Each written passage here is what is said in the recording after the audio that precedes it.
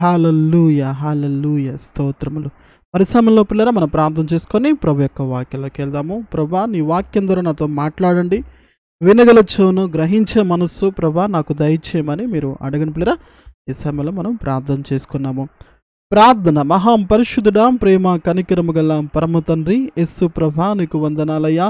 నీకే స్తోత్రములు, నీకే మహిమ ఘనత ప్రభావములు, నీ పరిశుద్ధమైన ఘనమైన ఉన్నతమైన నామానికి స్తోత్రములు కలుగునుగాక. తండ్రి, మరి ఈ సమయంలో నీ వాక్యం ద్వారా మా అందరితో మీరు మాట్లాడమని ప్రార్థిస్తున్నాను. మాట్లాడే దేవుడు నువ్వే ప్రభా. అయ్యా, మరి నీ వాక్యాన్ని ప్రకటిస్తుండగా నా నోటికి మీరు తోడై ఉండమని, మీ మాటలే నా నోటిని మీరు పలికించమని ప్రార్థిస్తున్నాను. వింటున్న నీ బిడ్డల హృదయాల్లో మీ వాక్యంతో నింపమని, మీ వాక్యానుసారమైన జీవితాలు మా అందరికి మీరు ప్రసాదించమని ఈ సమయంలో మమ్మల్ని అందరూ మీ చేతులకు అప్పగించుకుంటూ యేసు నామములో అడిగి వేడుకుంటూ పొందుకున్నాం పరమ తండ్రి. ఆమేన్, ఆమేన్. ఓకే, ప్రైజ్ రేపులేరా లైవ్లో ఉంటాం. ప్రయత్నించేయండి. ప్రతి ఒక్కరు కూడా కొంత సమయాన్ని ప్రభుకు మరి మీ సమయాన్ని ఇవ్వండి. మన సమయము ఎప్పుడైతే ప్రభుకి ఇస్తామో తప్పకుండా దేవుడు మన జీవితంలో దేవాతి దేవుడు తన మహాకృప చొప్పున తన అద్భుతమైన కార్యాలు జరిగించగల గొప్ప దేవుడు అన్నమాట. ఈరోజు మనము పాపము గురించి మనం చూడబోతున్నాం. దేని గురించి పిల్లరా? పాపము గురించి మనం చూడబోతున్నాము.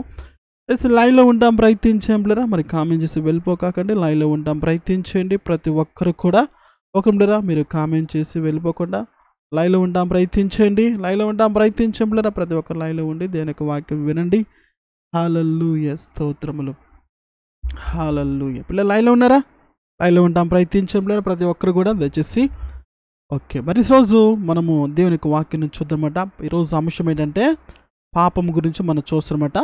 ఆదికాండము 4:7 ఆదికాండము 4:7 నీవు సత్క్రియ చేసిన ఎడల తలెత్తుకునవా, సత్క్రియ చేయని ఎడల వాకిట పాపం పొంచి ఉండును, నీ ఎడల దానికి వాంఛ కలుగును, నీవు దాన్ని ఏలుదువు అనెను. ఇక్కడ దేవుడు కయ్యనుతో మాట్లాడుతున్నమాట. ఎవరితో మాట్లాడుతున్నారు? దేవుడు కయ్యంతో మాట్లాడుతున్నాడు. కయ్యను, నువ్వు సత్క్రియ చేస్తే తలెత్తుకునవా అని అంటున్నాడు. సత్క్రియ అంటే మంచి క్రియ అనమాట. మంచి పని చేస్తే నువ్వు తలెత్తుకునవా? అంతేగా పిల్లరా? ఇప్పుడు ఎవరైనా మంచి పని చేశారు పిల్లరా, తలదించుకుంటారా?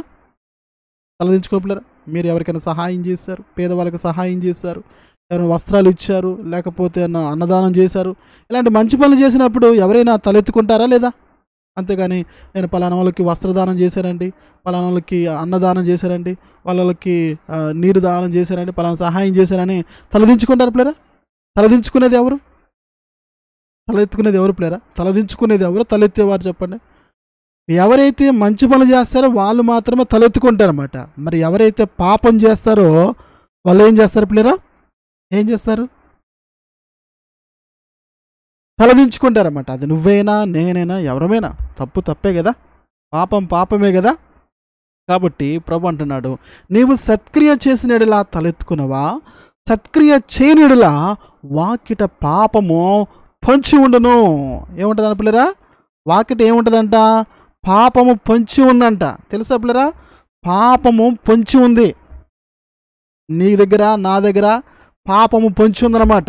ఇది నేను చెప్పడం కదా పిల్లరా, బైబిల్లో ఉన్న దేవుడు సెలవిస్తున్నమాట. ఎందుకంటే నిన్ను పాపంలో పడేయడానికి, నన్ను పాపంలో పడేయడానికి పాపం ఎలా ఉందంట? పొంచి ఉందంట. పొంచి ఉండటం గురించి మీకు ఒక ఎగ్జాంపుల్ ఇస్తానమాట. జంతువులు ఆటాడేటప్పుడు ఎగ్జాంపుల్కి పిల్లరా, సింహం తీసుకోండి, లేకపోతే ఒక పులి తీసుకోండి, ఒక జింకని ఆటాడాల్సి వచ్చినప్పుడు అవి ఏం చేస్తాయి? పొంచుతాయి అన్నమాట. అవును కదా పిల్లరా? నెమ్మలగా నిదానం. మీరు చూడండి డిస్కవరీ ఛానల్లో కానీ లేకపోతే యూట్యూబ్లో కానీ ఒక జింకని ఆటాడేటట్టు అవి చాలా జాగ్రత్తగా పొంచుతాయి అనమాట. అంటే వాటికి కనపడకుండా అవి పొంచి ఉండి ఒక్కసారి అటాక్ చేస్తారన్నమాట. అవును కదా పిల్లరా?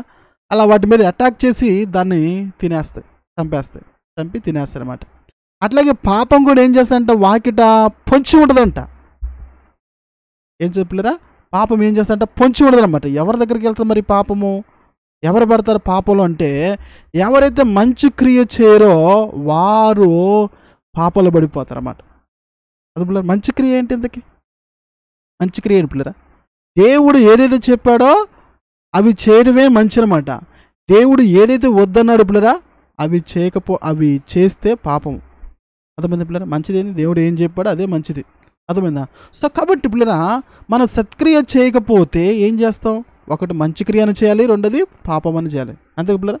మనుషులు ఇప్పుడు ఒక 2 కేటగిరీలు ఉన్నారనుకోండి. ఒక కేటగిరీ ఏంటి? మంచి పనులు చేసేవాళ్ళు. రెండో కేటగిరీ ఏంటి? పాపం చేసేవాళ్ళు. ఈ లోకంలో అంతే కదా పిల్లరా? కొంతమంది మంచి పనులు చేస్తాను, కొంతమంది పాపం చేస్తారన్నమాట. అవును కదా? కాబట్టి మనం సత్క్రియ చేయకపోతే ఏమైందంట? పాపము పొంచి ఉందంట. ఎందుకంటే పాపంలో పడిపోవడానికి అవకాశము ఉంటుందన్నమాట. సో కాబట్టి పిల్లరా, మనం ఏం చేయాలి? సత్క్రియలు చేయాలి, మంచి క్రియలు చేయాలన్నమాట. మంచి పనులు చేస్తూ ఉండేవారుగా ఉండాలి. కానీ మంచి పనులు చేయకపోతే పాపము మనల్ని ఏలుబడి చేస్తారన్నమాట. పాపంలో పడిపోయే విధంగా చేస్తారన్నమాట. ఎందుకంటే పిల్లరా, పాపం అంటే మన ఎడల ఏముందంటే దానికి వాంఛ కలిగిందంట. అంటే మనల్ని పాపంలో పడేయాలి, పాపంలో పడేయాలి, పాపంలో పడేయాలని దానికి వాంఛ కలిగిందంట. దేనికి? పాపానికి. చూసారా పిల్లలు, ఇక్కడ సత్క్రియ చేయనిడలా వాకిట పాపము పొంచి ఉండును నీ ఎడల. దానికంటే పాపానికి ఏం కలిగిద్ది? వాంఛ అంటే కోరిక. ఏం చేస్తంట? వాంఛ అంటే కోరిక అనమాట. కోరిక కలిగిద్ది. పాపానికి కూడా కోరిక కలుగుతుందంట. ఏంటిది? నిన్ను పాపంలో పడేయాలని, నన్ను పాపంలో పడేయాలని, ఇంకెవరైనా కానీ ప్రతి మనిషిని కూడా పాపములో పడేయాలి అని వాడి యొక్క ఉద్దేశం. అందుకే పిల్లరా, పాపం చేసేవాళ్ళు మంచి క్రియలు చేయరన్నమాట. అర్థమైందా? పాపం చేసేవాళ్ళు మంచి క్రియలు చేస్తారా? కాబట్టి పిల్లరా, మనం మంచి క్రియలు చేయటం అనేది చాలా ఇంపార్టెంట్. పాపంలో పడిపోకుండా ఉండాలంటే మంచి క్రియలు చేయాలి. లేకపోతే పాపము మనం ఏలుబడి చేస్తుంది. పాపం పొంచి ఉందన్నమాట. ఓకేనా? ఆ తర్వాత చూసినట్లయితే పిల్లరా, ఆదికాండము 18 అధ్యాయం 20 వచనమాట. మరియు యెహోవా సొదొమ గొమొర్రాలను గూర్చిన మొర గొప్పది గనుక వాటి పాపము బహుభారమైనది అంటున్నాడు. ఎవరి పాపం అంట భారమైందంట? ఎవరి పాపం అంట పిల్లరా? సొదొమ గొమొర్ర అనే పట్టణంలో ఉన్న ప్రజల పాపము ఎలా ఉందంట? బహు భారంగా ఉందంట. అది ఘోరమైందంట. ఎలా ఉందంట? అది భారంగా ఉందంట. ఎందుకంటే పిల్లరా, కొంతమంది పాపాలు ఎలా ఉంటాయి అంటే పోనీలే చిన్న పాపాలు అనుకుంటారు. కానీ వాళ్ళు కొంతమంది పాపం చూస్తే పిల్లరా, ఎక్కలేని కోపం వస్తూ ఉంటుంది, ఎక్కలేని ఆక్రోషం వస్తుందన్నమాట. దేవుడికి కూడా ఆ రోజు సొదొమ గొమొర్రాల పట్టణంలో ఉన్న ప్రజల యొక్క పాపము చూసినప్పుడు అది ఎలా ఉందంటే భారమైందిగా ఉందంట. అంటే దేవుడికి భారంగా ఉంది, ఈ భూమికి కూడా భారం ఉందన్నమాట. తెలుసా పిల్లలు? భూమి కూడా మూలిగిద్దంట. అయ్యో, ఈ పాప నేను చూడలేకపోతున్నానే, ఈ భారాన్ని నేను భరించలేకపోతున్నానని భూమి కూడా మనం చేసే పాపము దానికి భారంగా ఉండదంట. మరొక చోట బైబిల్ అనమాట. భూమి కూడా దేవునికి మొరపెట్టిద్దంట. సో ఒక పిల్లరా, ఈ సొదొమ గొమొర్ర పట్టణం వాళ్ళు ఏం చేశారు? విచ్చలవిడిగా పాపం చేస్తారన్నమాట. ఆడ వాళ్ళు పాపం చేయటము, మగవాళ్ళు పాపం చేయటం. దీన్ని ఏమంటారు? గే రిలేషన్ అంటారన్నమాట. అంటే వరుస వాయి లేకుండా, ఆడ మగ లేకుండా దేవుడు ఏ పద్ధతినైతే పెట్టాడో, ఏ క్రమం అయితే పెట్టాడో ఆ క్రమం తప్పారన్నమాట. అర్థం పిల్లరా? సో ఆ విధంగా వారు చేసినప్పుడు దేవుడు వారిని శిక్షించాడు. కాబట్టి పిల్లరా, ఈ రోజుల్లో చాలామంది పాపం కూడా ఎలా ఉందంటే భారంగా ఉంటుంది. దేవుడికి భారంగా ఉంటుంది, భూమికి కూడా భారంగా ఉంటుంది. అందుకే అలాంటి వారి మీదకి ఏమొస్తుంటే దేవునికి ఉగ్రత వస్తుందన్నమాట. ఓకే పిల్లరా, నేను పాపం గురించి ఈరోజు మనం చూస్తామన్నమాట. ఆ తర్వాత ఆదికాండము 20 అధ్యాయం 6 వచనమాట. అందుకు దేవుడు, అవును, యథార్థ హృదయముతో దీన్ని చేసితివని నేను ఎరుగుదును, మరియు నీవు నాకు విరుద్ధంగా పాపం చేయకుండా నేను అడ్డగించిన, అందుకే నేను నిన్ను ఆమెను ముట్టనివ్వలేదు. అంటే ఇక్కడ అబీమెలెకు అనే రాజు అబ్రాము యొక్క భార్యని తీసుకెళ్ళాడు అనమాట. ఎవరిని తీసుకెళ్ళాడు? అబ్రాము భార్యని తీసుకెళ్ళాడనమాట. తీసుకెళ్ళి ఆమెతో పాపం చేద్దాం అనుకున్నాడు. వాస్తవానికి ఏంటంటే ఆమె అబ్రాము యొక్క సహోదరి అనుకున్నాడు. తన భర్తని, తన భార్యని అనుకోలే. ఎందుకంటే వాళ్ళిద్దరు అబద్ధాలు చెప్పారు. సరే, ఏదైనప్పటికీ కూడా పొరుగు వారి భార్యతో వెళ్ళటం అనేది ఏంటిది? ఇది పాపము. అర్థం పిల్లరా? పొరుగు వారిని భార్యతో వెళ్ళటం కానీ, పొరుగు వారిని భర్తతో వెళ్ళటం కానీ దాన్ని ఏమంటారంటే పాపము. అందుకే ఇక్కడ దేవుడు ఏమంటే, అందుకు దేవుడు మాట్లాడనమాట. అవును, యథార్థ హృదయముతో దీన్ని చేసి నేను ఎరుగుదును, మరియు నీవు నాకు విరోధముగా పాపము చేయకుండా. అంటే మనిషి పాపం చేసేది ఎవరికి విరుద్ధంగా తెలుసా పిల్లరా? సపోజ్గా ఒక భర్త ఉన్నాడు, అంటే ఒక ఇద్దరు భార్య భర్తలు ఉన్నారు, వివాహమైంది, 1 సంవత్సరం బాగానే ఉన్నాడు అనుకోండి. ఆ భర్త భార్యని కాకుండా పరాయి స్త్రీతో వెళ్తున్నాడు. ఇప్పుడు పరాయి స్త్రీతో వెళ్తున్నప్పుడు, రిలేషన్ పెట్టుకున్నప్పుడు జనరల్గా మనం ఏమనుకుంటాం, నా భార్యకి విరుద్ధంగా నేను తప్పు చేస్తున్నాను, నా బంధువులకి విరుద్ధంగా నేను తప్పు చేస్తున్నాను, నా స్నేహితులకి విరుద్ధంగా నేను తప్పు చేస్తున్నాను, నా రక్త సంబంధులకి విరుద్ధంగా నేను పాపం చేస్తున్నాను అనుకుంటాం కదా. కానీ నువ్వు కానీ నేను కానీ పిల్లరా, పాపం చేసేది ఎవరికి విరుద్ధంగా తెలుసా? దేవునికి విరుద్ధమైన కార్యం అది. అదే పిల్లరా, మనము చేసే పాపం ఎవరికి విరుద్ధమైంది, ఎవరికి వ్యతిరేకమైంది, ఎవరికి కోపాన్ని కలిగించేది? దేవునికి విరుద్ధమైనమాట. ఆ రోజు కూడా అబీమెలెకు రాజు కూడా అబ్రాము భార్యతో పాపం చేయాలనుకున్నప్పుడు దేవుడు వచ్చి అక్కడ ఆ వ్యక్తిని అడ్డగించాడనమాట. ఏమన్నాడు? నీవు నాకు విరుద్ధంగా పాపం చేయకుండా నేను నిన్ను అడ్డగించి తిని. ఏం చేసేప్పుడు దేవుడు అడ్డగించాడు. ఆ రోజు రాత్రికాల సమయంలో దేవుడు వచ్చి ఆమెను ముట్టనివ్వలేదు, శారాని. ఎందుకంటే అది పాపము. ఎందుకంటే పొరుగువాని భార్య అనమాట. దేవుని యొక్క వాక్యం ఏం సెలవిస్తూ ఉంది? నీ పొరుగువాని దేనిని ఆశించొద్దు అన్నాడనమాట. భార్యే కానీ, భర్తే కానీ, ఎద్దే కానీ, పశువే కానీ, ఏదైనా కానీ దేవుడు ఆశించొద్దు అన్నాడు పిల్లరా. నీది నీదేదో దాంతో తృప్తి చెందాలి. ఈ రోజుల్లో పొరుగువాని కావాల్సిన కోరుకునే వాళ్ళు అనేకులు ఉన్నారు.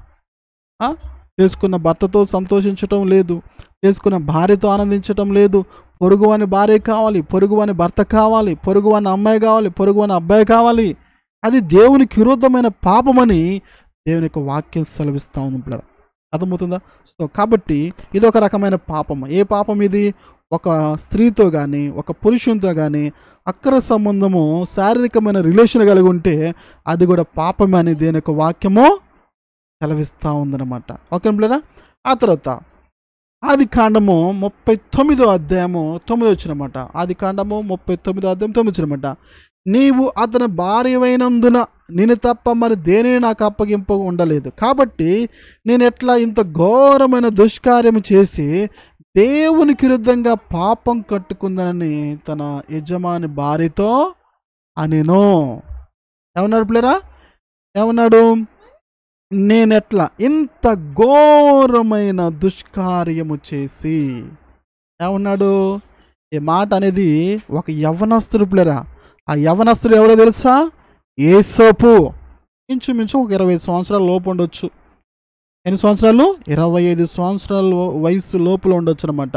మంచి యవ్వనంలో ఉన్నాడు, చాలా హ్యాండ్సమ్గా ఉన్నాడు, చాలా అందంగా ఉన్నాడు. మరి యవ్వనంలో ఉన్నప్పుడు అమ్మాయిలు కానీ అబ్బాయిలు కానీ చాలా అందంగా ఉంటారు. అంటే దేవుడు అలా ఆ యొక్క టైంలో మన యొక్క బాడీ ఆకృతి, మన యొక్క మనిషి యొక్క దేహం కూడా అలా ఉంటుందన్నమాట. అర్థం పిల్లరా? అలా ఉంటుందన్నమాట. కాబట్టి యేసోపు కూడా చాలా అందంగా ఉన్నాడు. ఎప్పుడైతే యేసోపు అందంగా ఉన్నాడని చూసిన ఆమె పొతిఫెర భార్య యేసోపు మీద ఏం వేసిందంటే కన్ను వేసిందనమాట. ఏం వేసింది పిల్లరా? పొతిఫెర భార్య అని ఆమె యేసోపు మీద కన్నుబడింది. దేనికోసం కన్నుబడింది? తనతో పాపం చేయాలని. ఏమకు భర్త ఉన్నాడా? ఉన్నాడు. మరి భర్త ఉన్నప్పుడు కూడా మరి అదేం ఆలోచన అంటారు? నిజమే పిల్లలు. ఈరోజు చాలామంది స్త్రీలు ఎలా ఉంటారంటే భర్త ఉండి కూడా వివాహం కాని అబ్బాయిలు కావాలి, భార్య ఉండి కూడా వివాహం కాని అమ్మాయిలు కావాలి. దేనికోసం? పాపం చేయటం కోసం, శరీర వాంఛలు తీర్చుకోవటం కోసము, శరీర కోరికలు తీర్చుకోవటం కోసం పిల్లలు. అర్థమవుతుందా? ఏమో కూడా యేసోపు మీద కన్ను వేసిందన్నమాట. కన్ను పడింది. దేనికోసం? పాపం చేయటం కోసము కన్ను పడితే యేసోపు అబ్బా ఎంత అవకాశం వచ్చిందో. మరి పొతిఫెర భార్య అంటే ఆమె చాలా అందంగానే ఉంటుంది, చాలా హ్యాండ్సమ్గానే ఉంటుంది. అర్థం పిల్లరా? మరి అలాంటప్పుడు ఎంత అవకాశం వచ్చింది, ఎంత గొప్ప అవకాశం, ఎవరికి లేని గొప్ప భాగ్యం నాకు దొరికిందే. ఇటు శరీరమైన సుఖం కలుగుతుంది, శరీరమైన ఆనందం నాకు కలగబోతుంది అని అనుకోలే. అర్థం పిల్లరా? ఈ రోజుల్లో చాలామంది ఇలాంటి అవకాశాలు వస్తాయి, ఇలాంటి అవకాశాల కోసం చూసేవాళ్ళు సమాజంలో ఎంతోమంది ఉన్నారు. ఒక అమ్మాయి నాతో పాపం చేస్తే బాగుంటుంది, లేకపోతే ఇతను నాతో పాపం చేస్తే బాగుంటుంది, ఆమె నాతో పాపం చేస్తే బాగుండు అనుకునే వాళ్ళు, అలాంటి అవకాశం కోసం ఎదురు చూస్తున్న ప్రజలు అనేకులు ఉన్నారు ఈ దినాల్లో పిల్లరా. ఏదో కొద్ది మందిరే కానీ దేవుడు అంటే భయపడి పాపానికి వ్యతిరేకంగా పారిపోయే వాళ్ళు తక్కువ మంది. కానీ ఈరోజు సమాజంలో చూస్తే పిల్లరా శరీర కోరికలతో మనుషులు నింపబడి ఉన్నారు. కానీ ఆ రోజు యేసోపు దగ్గరకు వచ్చి ఆమె అడుగుతున్నప్పుడు ఏమన్నాడు పిల్లరా? నీవు అతని భార్యవైనందున. ఏమన్నాడు పిల్లరా? యేసోపు నీవు అతని భార్యవని చెప్తున్నాడు. ఈ రోజుల్లో ఉంటుంది పిల్లరా. పొరుగువాని భార్య కావాలన్నమాట, పొరుగువాని భర్త కావాలి. చూడండి చాలామంది మేము చూస్తుంటే యూట్యూబ్లో కావచ్చు, వార్తల్లో కావచ్చు చూస్తే అతనికి వివాహం అయింది, భార్య ఉంటుంది, పిల్లలు ఉంటుంది. ఈ మధ్య ఒక సంఘటన నేను విన్నానమాట. ఆమెకి అతనికి వివాహం అయింది, భార్య ఉంది, పిల్లలు ఉన్నారు. అయితే ఈమెకి వివాహం కాకుండా వివాహమైన వ్యక్తితో అక్కడ సంబంధం పెట్టుకుందనమాట. అక్కడ సంబంధం పెట్టుకుని ఏముంటుంది, అతనే నాకు కావాలి, అతను లేకపోతే నేను ఉండలేను అని మళ్ళీ బాగానే చదువుకుంది పిల్లరా, డిగ్రీ ఫీజు దాకా చదువుకుందనమాట.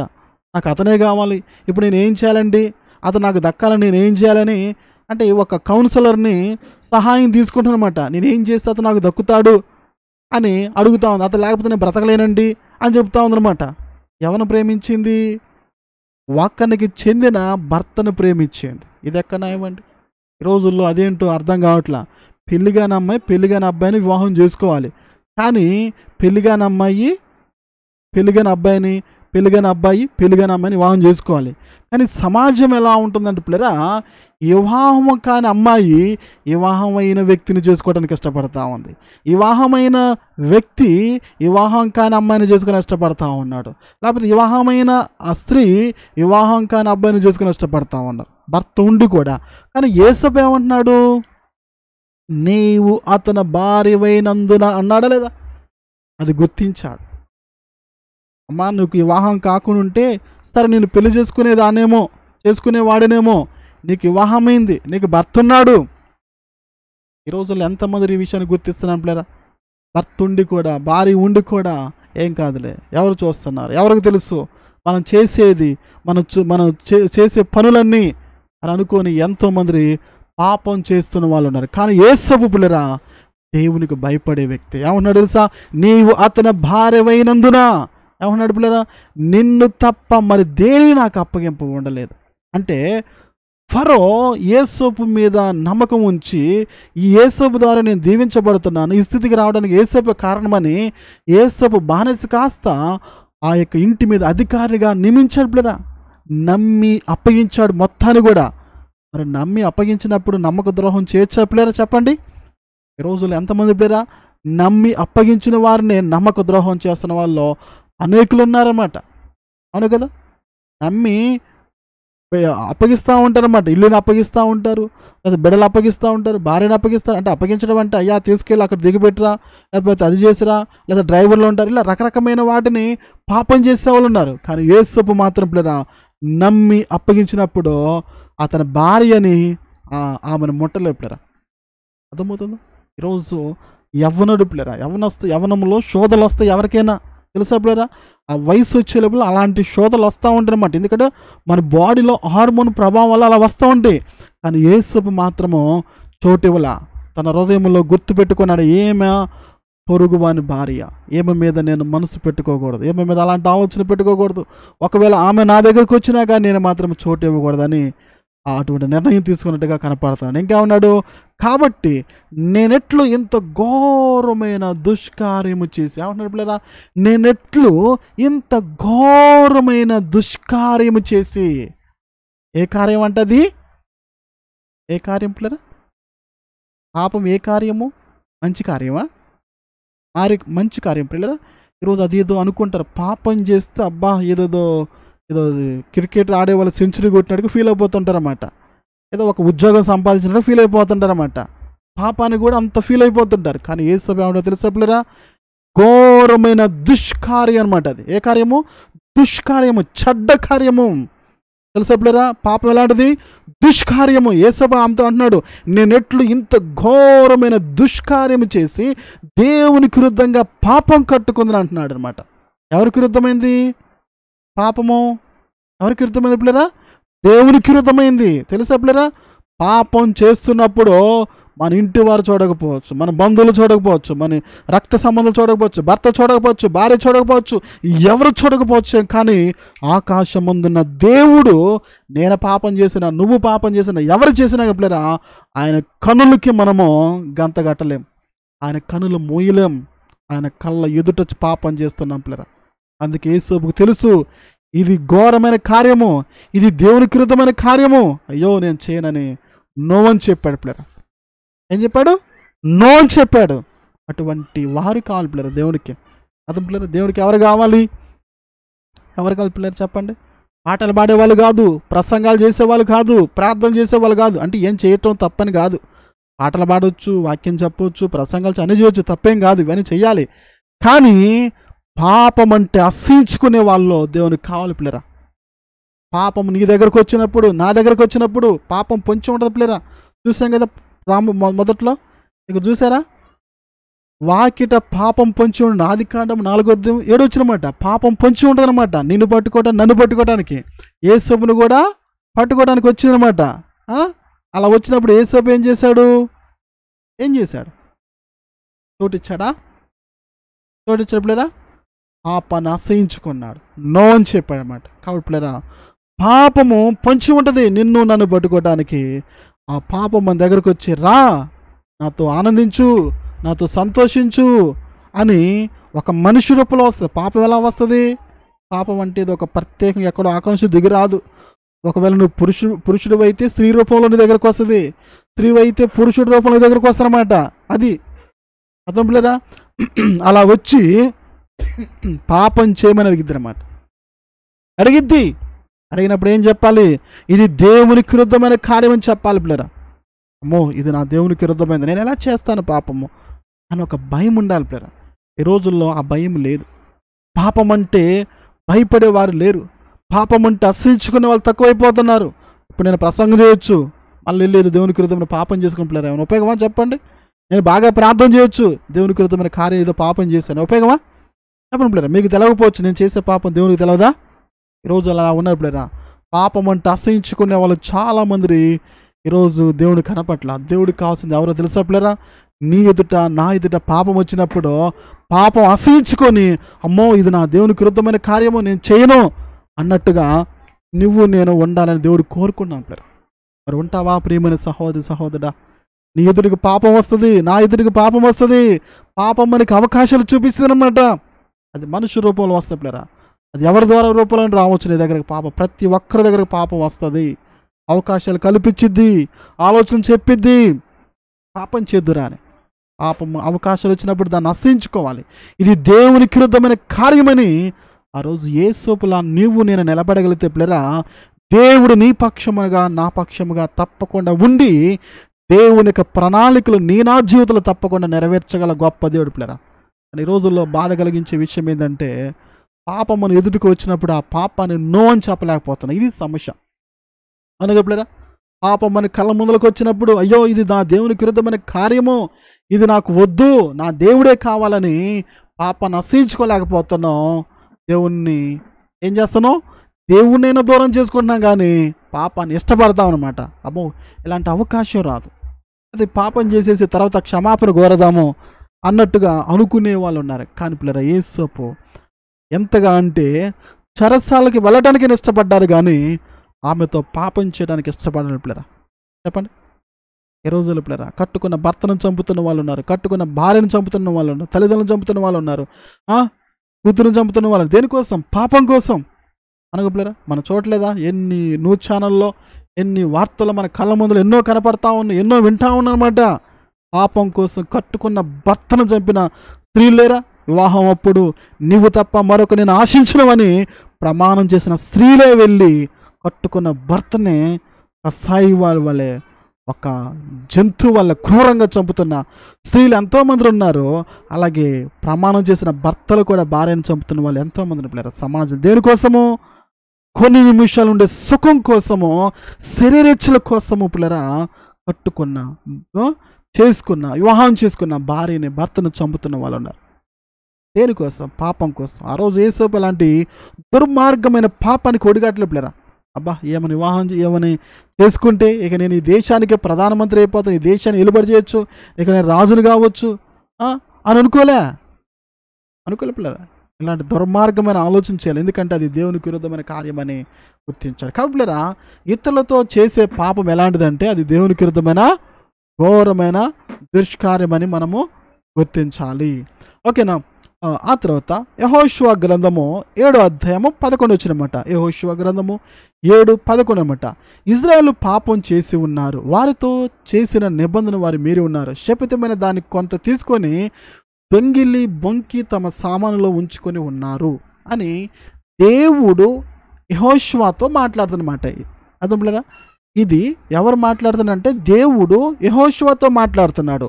ఎందుకు యెహోషువతో మాట్లాడుతున్నాడంటే దేవుడు ఇజ్రాయేల్ ప్రజల్ని ఐగుప్తు బానిసత్వం నుంచి బయటికి తీసుకొచ్చిన తర్వాత వారి అరణ్యంలోంచి నడిపిస్తూ ఆ తర్వాత మోషే వారికి నాయకుడిగా ఉంటాడు. మోషే యొక్క నాయకత్వం అయిపోతుంది.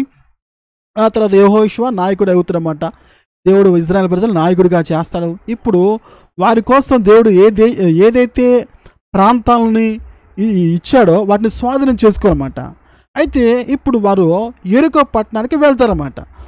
ఆ పట్టణము శాపగ్రస్తమైందనమాట. దాంట్లో అంతా కూడా పాపంతో నింపబడి ఉన్నదా ఆ శాపగ్రస్తమైన అన్నీ కూడా అనమాట. అంటే వస్తువులు కావచ్చు, బంగారం కావచ్చు, అన్నీ కూడా శాపంతో నింపబడి, అంటే దాంట్లో పాపంతో ఉన్నాయన్నమాట. సో అలాంటి వాటిని తెచ్చుకోవద్దు, తీసుకోవద్దు అని దేవుడు స్పష్టంగా చెప్పాడనమాట. అలా చెప్పిన తర్వాత అందరికీ ఆ విషయం తెలిసిపోద్ది అనమాట. ఇశ్రాయేల్ ప్రజలందరూ కూడా తెలిసిపోద్ది అనమాట. అలా చెప్పిన తర్వాత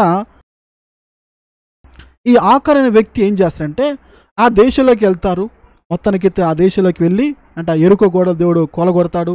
ఆ దేశంలోకి వెళ్ళి వాళ్ళతో యుద్ధం చేసి వచ్చేప్పుడు బంగారాన్ని కొంత తీసుకొని దొంగిలించి గుడారంలో దాచిపెట్టుకుంటారన్నమాట. అర్థంలేరా? అలా దాచిపెట్టుకోవటం కూడా ఏంటంటే పాపమే. అంటే ఎదుటి వాళ్ళది కూడా దొంగిలించటం కూడా ఏంటంటే తెలుసా? అది కూడా పాపమే. అర్థమవుతుందా? పిల్లరా? ఎదుటి వాళ్ళది ఏదైనా దొంగిలించినా కాడా అదేమంటారు? అది కూడా పాపమే. పాపాల్లో చాలా రకమైన పాపాలు ఉన్నాయి. ఈరోజు అవే చూస్తున్నమాట. ఎదుటి వాళ్ళది ఏదైనా దొంగిలిస్తే దాన్ని ఏమంటారు? అది కూడా పాపం. ఎందుకంటే కొన్ని శాపగ్రస్తమైనవి ఉంటాయి పిల్లరా. అర్థమవుతుందా? ఒక వ్యక్తి నిజంగా జరిగిన సంఘటన అనమాట. ఒక వ్యక్తి అతను కుక్కలంటే ఇష్టం ఉండదు అనమాట. ఏముండదు? కుక్కలంటే ఇష్టం ఉండదు. ఎందుకో కుక్క వచ్చింది అనమాట తన దగ్గరికి. వచ్చే లోపల దాన్ని కొంచెం కుక్కను పిలుస్తూ ఉంటారుగా, ఆ టైపులో పిలిచి తాకు ఊపుకోవడం వచ్చిందనమాట. ఊపుకొని వచ్చే లోపల అబ్బో ఇది కుక్క భలేగా ఉంది కదా, మరి ఇట్లా పిలుస్తూనే వస్తూ ఉంది అనుకొని తీసుకెళ్ళి ఇంటికి కట్టేసుకున్నాను అనమాట. ఇంట్లో కుక్కని. ఆ కుక్క ఇంటికి వచ్చిన తర్వాత నుంచి అతనికి రాత్రి నిద్ర పట్టట్లా. ఎలా ఉంటుందంటే ఒక 10 మంది చాలా బలం కలిగిన మనుషులు అతని ఇంటి చుట్టుకూడినట్టుగా పెద్ద పెద్ద కర్రలు పట్టుకున్నట్టుగా అతను కనబడతా ఉన్నారన్నమాట. అతనులరా మరి ఎందుకు ఇలా జరిగిందంటే ఆ కుక్క ఏంటంటే చాదబడి చేసిన కుక్క అనమాట. అలాంటి కుక్కను తీసుకొచ్చుకునే లోపల ఆ కుక్కతో పాటు దురాత్మలు వచ్చినాయన్నమాట. ఏమొచ్చినాయి? దురాత్మలు వచ్చినాయన్నమాట. అతను నిద్రపోనిట్లు అనమాట. అతనికే కనబడుతున్నాయి ఆ దురాత్మలన్నీ కూడా మనుషుల్లా కనబడుతున్నాయన్నమాట. గట్టిగడి కేకలేస్తున్నారు, గట్టిగడికి అరుతా ఉన్నమాట. ఇంట్లో వాళ్ళందరూ లేస్తున్నారు, అగ్గో ఇంటి చుట్టూ ఉన్నారు, అటు చుట్టూ ఉన్నారని అతను చెప్తున్నమాట. వీళ్ళకి ఎవరు కనబట్ల అతను మాత్రం కనబడుతున్నమాట. అలా పిచ్చిగా చేస్తానమాట. అందుకే పిల్లరా శాపగ్రస్తమైనవి కానీ ఎదుటిలో ఏదైనా తెచ్చుకోవటం కూడా దాన్ని ఏమంటారంటే దొంగిలించడం అంటారు. అలా తెచ్చుకోవటం కూడా దాన్ని ఏమంటారంటే పిల్లరా పాపము చేయటం అంటారు. ఆ రోజు ఇజ్రాయేల్ ఆకార్ అనే వ్యక్తి శాపగ్రస్తమైన దాన్ని దొంగిలించి తెచ్చుకున్నందుకు ఏమైంది తెలుసా పిల్లరా? వారు ఆ తర్వాత అనే పట్టణం మీద, చిన్న పట్టణం మీద వెళ్తారు. అక్కడ ఓడిపోతారు, కొంతమంది చనిపోతారు అన్నమాట.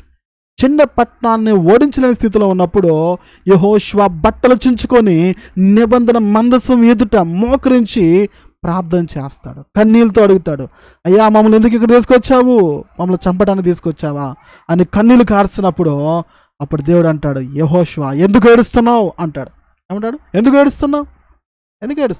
ఇజ్రాయేలు నాకు విరుద్ధంగా పాపం చేశారు అని దేవుడు చెప్పాడు. పిల్లరా గుర్తుపెట్టుకుని పిల్లరా, దేవుడు వద్దన్నదాన్ని తెచ్చుకోవటం కూడా పాపమే. అర్థమైంది పిల్లరా?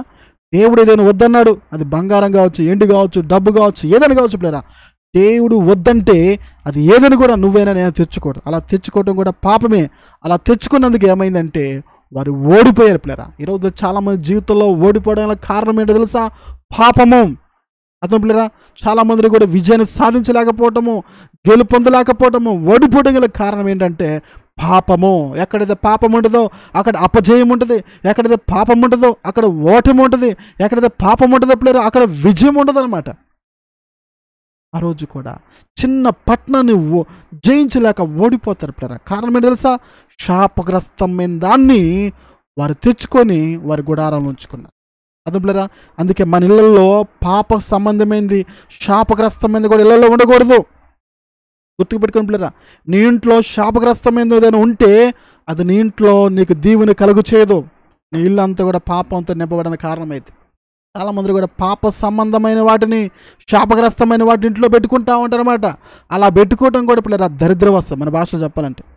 అందుకే ఆ కుటుంబం వర్ధలదు, ఆ కుటుంబం బాగుపడదు. వాళ్ళు ఎంత చేసినా, కష్టపడినా, ప్రయాసపడినా ఏమీ మిగలదు. ఎందుకంటే ఇంట్లో శాపగ్రస్తమైనది పెట్టుకున్నారు, దేవునికి విరుద్ధమైనది పెట్టుకున్నారు. అక్కడ దేవుని కార్యాలు ఎలా జరుగుతాయి? ఇజ్రాయేల్ ప్రజల్లో కూడా వారి గుడారం మధ్యలో ఒక వ్యక్తి ఉన్నాడు. ఎవరు? ఆకాన్ అనే వ్యక్తి. ఆ యొక్క గుడారంలో భూమిలో తవ్వి బంగారాన్ని పెట్టాడు. ఆ బంగారం ఎలాంటిది? శాపగ్రస్తమైంది. అర్థంలేరా? అందుకే దారిని పోతున్నా కొన్ని తెచ్చుకొని ఇంట్లో పెట్టుకోకూడదు. కొన్ని ఉంటాయి, ఏది ఉచితంగా ఇస్తున్నారు కానీ తెచ్చుకోకూడదు. ఉట్టుకొస్తుంది కదా. ఒకవేళ దేవుని చిత్తం అయితే తెచ్చుకోండి, ఒకవేళ అది మంచిదనుకోండి తెచ్చుకోండి. కానీ కొన్ని ఉంటాయి పిల్లలు అపవిత్రమైనవి ఉంటాయి, దాని మీద దురాత్మలు పనిచేస్తూ ఉంటాయి, కొన్ని శాపగ్రస్తమైనవి ఉంటాయి అన్నమాట. అలాంటి తెచ్చుకోవడం వల్ల మనకి నష్టము, కీడు కలుగుతుంది అన్నమాట. కాబట్టి మనం దొంగిలించటం కానీ, దేవుడు వద్దన్నది కానీ తెచ్చుకోవడం కూడా ఏంటో తెలుసా పిల్లరా? అది కూడా పాపమే అని దేవుని యొక్క వాక్యం తెలుస్తుంది. అందుకే దేవుడు ఏమన్నాడు? అది యెహోషువ గ్రంథం 7:20 ఆకాన్ యెహోషువతో ఇజ్రాయేల్ దేవుడిని యెహోవాకు విరుద్ధంగా నేను పాపం చేసిన నిజము అని ఆ రోజు ఒప్పుకున్నాడు అన్నమాట, తన పాపాన్ని ఆకాన్. అదే పిల్లరా, అందుకే యెహోషువ గ్రంథము 24:19. అందుకే యెహోవా పరిశుద్ధ దేవుడు, రోషం గల దేవుడు, ఆయన మీ అపరాధములు మీ పాపలను పరిహరింపనివాడు, మీరు ఆయన సేవింపలేరు. ఎందుకంటే పిల్లరా, మన దేవుడు ఎలాంటి దేవుడు? రోషం గల దేవుడు. అంతేకాదు ఇంకా ఆయన పరిశుద్ధ దేవుడు. పిల్లరా, దేవుడు నీకు నాకు తోడు ఉండాలంటే నీలో నాలో ఉండాల్సిన ఒకే ఒక లక్షణం తెలుసు పిల్లరా? పరిశుద్ధత ఉండాలి. ఏముండాలి? పరిశుద్ధత. బాహ్యమైన శుద్ధి కాదు, అంతరంగమైన శుద్ధి నీలో నాలో ఉండాలి. అందుకే దేవుడు అంటారన్నమాట, మనిషి పైరూపాన్ని లక్ష్య పెడతాడు కానీ యెహోవా అయిన నేను హృదయాన్ని లక్ష్య పెట్టువాడని అన్నాడు. దేవుడు ఏ లక్ష్య పెడతాడు పిల్లరా? హృదయాన్ని చూస్తాడు. నిన్ను నన్ను ఏం చూస్తాడంటే హృదయాన్ని చూస్తాడు పిల్లరా. పైకి ఎలా ఉన్నావు అని చూడ్డు, పైకి ఎంత అందంగా ఉన్నావు చూడ్డు, పైన ఎలా ఉన్నావో చూడ పిల్లరా. నీ దేహం ఎలా ఉంది, నా దేహంలో ఉంది, ఎర్రగున్నావా, నల్లగున్నావా, పొట్టుకున్నావా, పొడుగున్నావా, బక్కగున్నావా, సన్నగున్నావా, ఇలా ఏమి చూడ్డు. నీ హృదయం ఎలా ఉందని చూస్తాడు. నా హృదయం ఎలా ఉందని దేవుడు చూస్తాడనమాట. నీ హృదయంలో పాపం ఉందా, పరిశుద్ధత ఉందా? నీ హృదయం పాపాన్ని కోరుకుంటుందా, పరిశుద్ధత కోరుకుంటుందా? దాన్ని చూస్తారన్నమాట. అది చూసినప్పుడు నీ హృదయంలో పరిశుద్ధత కోరుకుంటుంటే దేవుడు సంతోషపడతాడు. నీ హృదయము పాపాన్ని కోరుకుంటుంటే దేవుడికి అస్సం కలుగుతుంది పిల్లలు. అర్థమైంది? ఇప్పుడు నేనున్నాను, పైకి ఎంతో మంచిగా వాక్యం చెప్పొచ్చు, అని నా హృదయంలో పాపాన్ని కోరుకుంటుంటే దేవుడు నా హృదయాన్ని చూసినప్పుడు చీచి వీడు ఇప్పటి వరకు వాక్యం చెప్పి వీడు పాపాన్ని కోరుకుంటున్నాడు అనుకుని దేవుడు నన్ను అసహించుకుంటాడు పిల్లరా. నన్నే కాదు, ఎవరినైనా అంతే. ఎందుకంటే మన దేవుడు పరిశుద్ధుడు దేవుడు పిల్లరా. పాపానికి చోటు లేదు ఆయనకి. ఆయనలో మచ్చైన, డాగైన, కలంకమైన లేని దేవుడు పిల్లరా మన దేవుడు. ఈరోజు క్రైస్తవులు అంటే ఎవరో తెలుసా పిల్లరా? క్రీస్తు రక్తం చేత కడగబడిన వారు, పరిశుద్ధులు అనమాట. మరొక పేరు ఏంటంటే పరిశుద్ధులు మనము. కానీ ఈ రోజుల్లో పేరుకే క్రైస్తవుడు, పేరుకే క్రైస్తవులము, కానీ పరిశుద్ధత లేదు. ఉన్నదా మనలో పరిశుద్ధత? పరిశుద్ధత కోసం అడుగుతున్నారా? పరిశుద్ధత కోసం ప్రార్థన చేయాలి. ఒక భక్తుడంట మంచులో పడి 6 గంటలు పరిశుద్ధి కోసం ప్రార్థన చేశామంట. అతని పేరు గుర్తు రావట్లేదు అనమాట. ఎక్కడ? మంచు కురుస్తుంటే భయంకర మంచులో 6 గంటల ప్రార్థన చేసావంట. దేనికోసము? పరిశుద్ధత కోసం ప్రార్థన చేసావంట. ఈ రోజుల్లో ఎక్కడ పిల్లరా? మనం అది కావాలి ఇది కావాలని అడుగుతున్నా కానీ ప్రభా నేను పరిశుద్ధంగా ఉండాలయ్యా, నా చూపులు పరిశుద్ధంగా ఉండాలయ్యా, నా తలంపులు పరిశుద్ధంగా ఉండాలయ్యా, నా మాటలు పరిశుద్ధంగా ఉండాలయ్యా. ఉంటుందా మనలో? అడుగుతున్నామా? ఇటువంటి ప్రార్థన అడుగుతున్నాం పిల్లరా? నా దేవుడు పరిశుద్ధుడే, నా దేవునికి అంగీకారంగా నేను బ్రతకాలనే మనలో ఉండకపోవటం చాలా విచార కలిగించే పిల్లరా. అర్థమవుతుందా? కాబట్టి మన దేవుడు పరిశుద్ధుడు. మనలో పరిశుద్ధత లేకపోతే పాపం ఉన్నట్టు. ఎక్కడైతే పరిశుద్ధత ఉండదో అక్కడ పాపం ఉండదు పిల్లరా. ఎక్కడైతే పాపం ఉండదో అక్కడ దేవుడు ఉండడు. ఎక్కడ దేవుడు ఉండడో అక్కడ అపవిత్రత ఉంటుంది. ఎక్కడైతే అపవిత్రత ఉండదో అక్కడ దురాత్మలు, దెయ్యాలు ఇవన్నీ ఉంటాయి. అక్కడ అలాంటి చోట ఆశీర్వాదం, దీవెన, నెమ్మది, సమాధానం ఉండదు. కాబట్టి పిల్లరా పాపమునికి చోటు ఇవ్వదు. అందుకే కీర్తన గ్రంథము 4:4 భయము నుండి పాపము చేయకుడి అని ఉందన్నమాట. ఏం కలిగంట? భయము నుండి పాపము చేయకుడి. ఈ రోజుల్లో ప్రజల్లో భయం లేదు. పాపం చేసేవారికి ఏం లేదు తెలుసా పిల్లరా? భయం లేదు. తెలుసా పిల్లరా? పాపం చేసే వాళ్ళకి ఏం లేదు? భయం లేదు. భయం ఉంటే ఎందుకు పాపం చేస్తారు పిల్లలు చెప్పండి? ఇప్పుడు కరెంట్ అంటే మీకు భయం లేదు పిల్లలు చెప్పండి? కరెంటు పట్టుకుంటే చనిపోతామని మనకు తెలుసు, వెళ్ళి మనం కరెంటు పట్టుకుంటామా ఎవరైనా? చెప్పండి పిల్లరా? మీకు పాము అంటే భయము, పాము మీ ఇంట్లోకి వస్తే, మీరు దగ్గరకు వస్తే మీరు అలాగే ఉంటారా? పారిపోతారు. అవును కదా. మనకి ఏదైతే భయం ఉంటుందో దానికి దూరంగా మనము పారిపోతాం ప్లేరా. కానీ ఈ రోజుల్లో పాపం అంటే భయం లేదు కదా. పాపము మంచినీళ్ళు తాగినట్టుగా తాగుతున్న వాళ్ళు అనేకులు. అందుకే దీని యొక్క వాక్యం భయము నుండి పాపము చేయకుడి. అందుకే మనలో దైవ భయం ఉండాలి ప్లేరా. అర్థమైపోయారా? నీలో నాలో దైవ భయము ఉంటే ఆ మనిషి పాపం చేయడు. యేసోపులో దైవ భయం ఉంది కాబట్టి, దేవుని భీతి ఉంది కాబట్టి, దేవుడికి భయపడేవాడు కాబట్టి పాపం చేయాల. అర్థమవుతున్నప్పుడు పాపం చేయాలి. అందుకనే భయము కలిగి పాపం చేయకుడి. మీ పడకల మీద నుండగా మీ హృదయంలో ధ్యానము చేసుకుని ఓరకే ఉండండి. చాలామంది కూడా పాపం చేసే వాళ్ళు ఏం చేస్తారు పిల్లరా? వాళ్ళు పండుకొని ఆలోచన చేస్తున్నమాట. ఎలా పాపం చేద్దాం, ఏ విధంగా పాపం చేద్దాం, ఏ విధంగా లొంగ తీసుకున్నాం, ఏ విధంగా ట్రాక్లో తీసుకొద్దాం, ఏ విధంగా వారిని పెట్టాలి. ఈ మధ్యకాలం ఒక సంఘటన నిన్ననమాట. ఆ అమ్మాయి చాలా ఉద్యోగం చేస్తూ ఉంది, వివాహం కాల. తను చేస్తున్న కంపెనీలో ఐటీ జాబ్ అనుకుంటా, బెంగళూరు అనుకుంటా జరిగిన సంఘటన అనమాట. ఎంతో చక్కగా జాబ్ చేస్తూ ఉంది, అన్నింటిలో కూడా మంచిగా అంటే హయ్యర్ ఇంకా మంచి స్థాయికి వెళ్తా ఉందన్నమాట. అయితే అమ్మాయి మీద ఎక్కడైతే వర్క్ చేస్తుందో ఆ అమ్మాయి మీద అతను వర్క్ చేస్తున్న ఆ పైన బాస్ కన్నుబడింది అనమాట. ఎవరు కనబడింది? తన మీద ఉన్న పైన బాస్ ఉంటారు కదా, దానికి కనబడి ఆమెను చూస్తూ ఉన్నమాట. అయితే మొత్తానికి అతను ఒక ప్లాన్ వేసాడు. ఏంటంటే అతను చేసినట్టు కాకుండా వెనకుండి నడిపించాడనమాట. అతనే చేసినట్టు కాకుండా ఏం నడిపించాడు? ఆమెతో ఉన్న వాళ్ళు, మనము నీకు ఇంత మంచి స్థాయిలోకి వచ్చావు కాబట్టి మాకు పార్టీ ఇవ్వంటే, సరే పద మిమ్మల్ని వాటర్ తీసుకెళ్ళి మంచి బిర్యానీ పెట్టిస్తాను అందనమాట. వాటర్లకి ఏం వద్దు, బిర్యానీ మేము తెలియవా, మా దగ్గర డబ్బులు లేవా అని అంది. మరి ఎక్కడికి వెళ్దాం, ఏం చేద్దాం, మనం గోవా ట్రిప్ చేద్దాం, గోవాకి వెళ్దామని ప్లాన్ వేశారంట. మొత్తానికి అయితే గోవాకి వెళ్ళారు.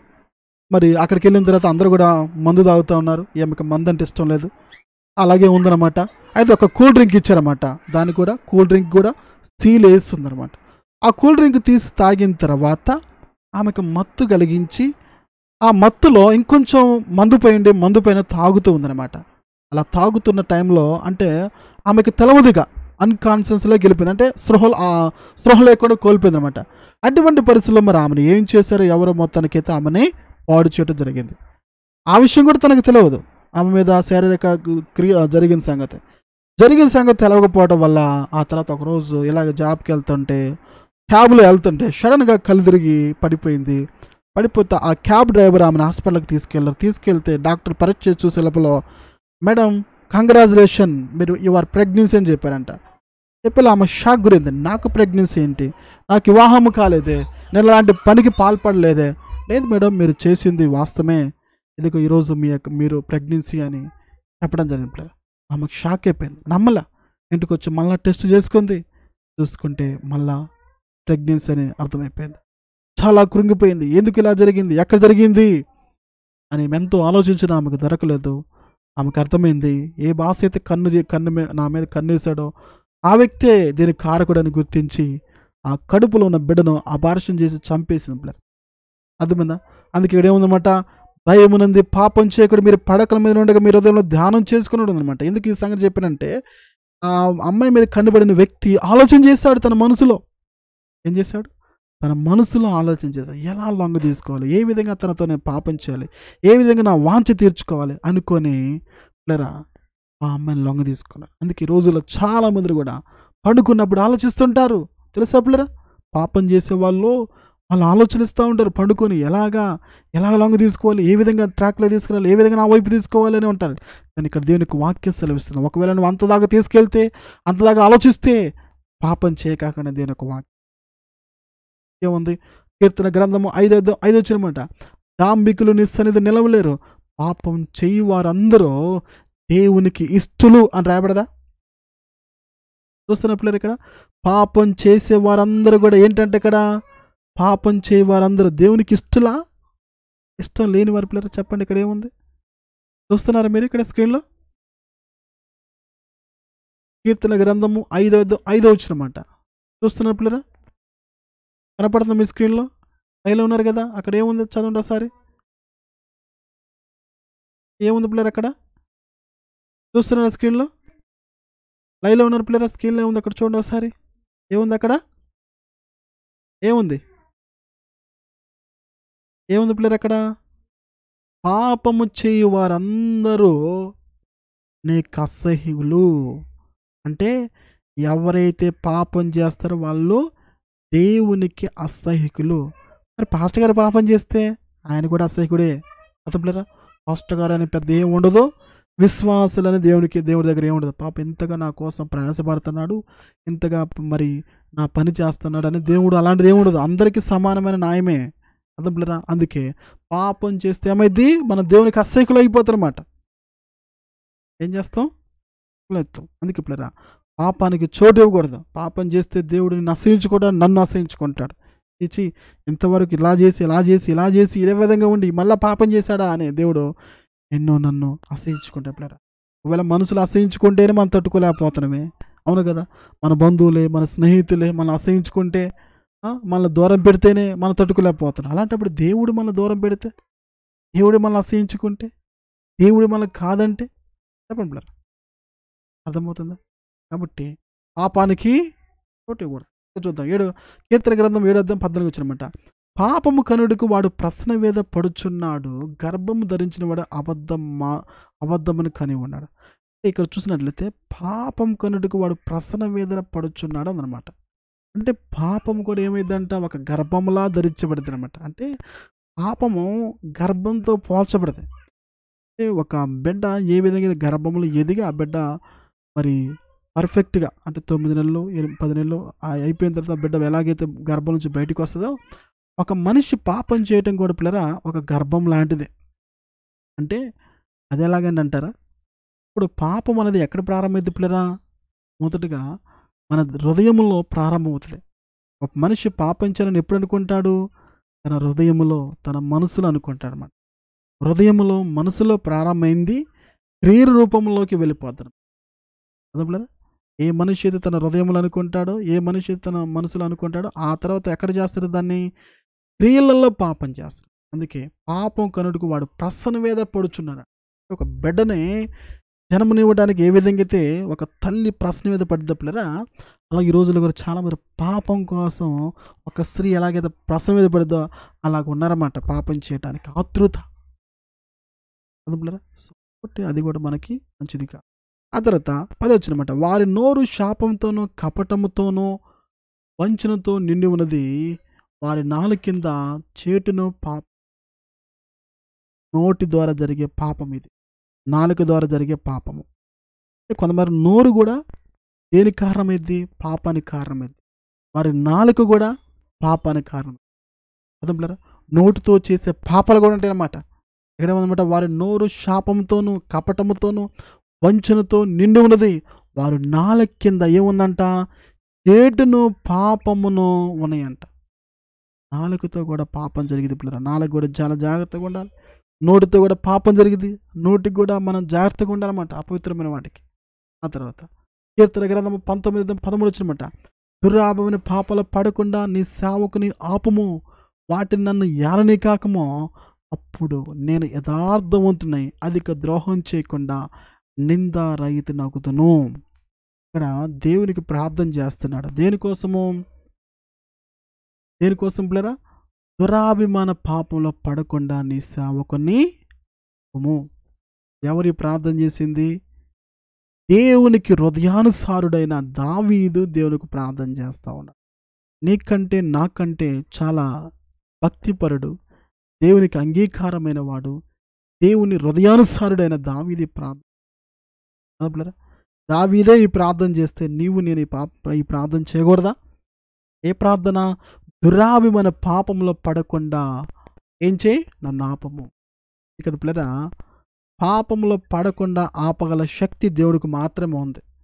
దేవుడు ఆపకపోతే మనం కంట్రోల్ అవ్వలేం. దేవుడు మనకు సహాయం చేయకపోతే పాపాన్ని జయించలేం. ఒకవేళ అనొచ్చాము, నేను పాపాన్ని జయించగలుగుతానండి, నేను నా వల్ల ఇద్దండి అనుకుంటే నువ్వైనా నేనైనా నిలబడలేం, పడిపోతానమాట పాపంలో. పిల్లరా, దావీదు కూడా ఒక సందర్భంలో బెత్షెబా విషయంలో తన పాపంలో పడిపోయాడన్నమాట. ఏం చేశాడు? పాపంలో పడిపోయాడన్నమాట. ఆ రోజు కానీ దేవుడు నన్ను ఆపుంటే బాగుండను కదా అని భావించాడన్నమాట.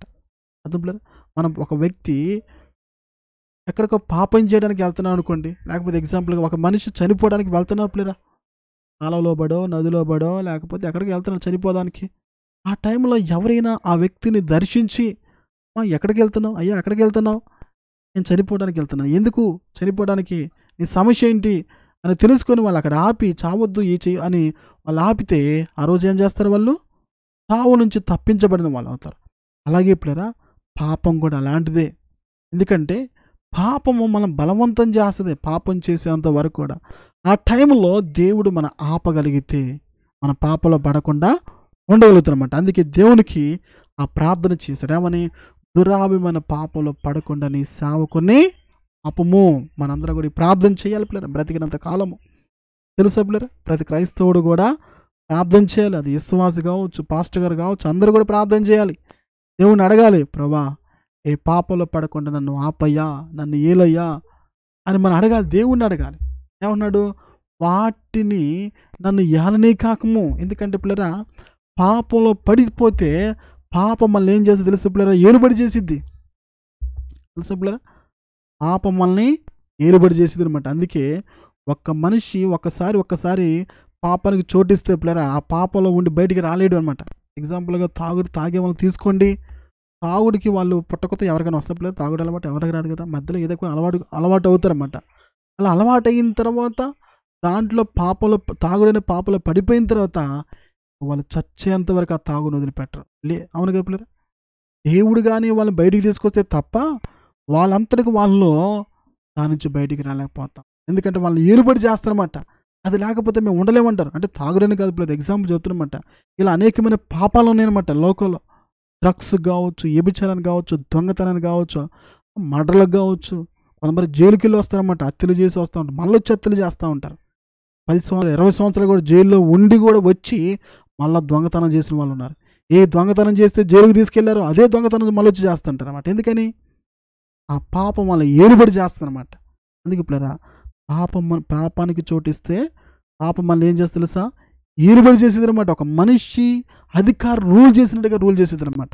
అందుకే పాపానికి చోటు ఇవ్వకూడదు అనమాట.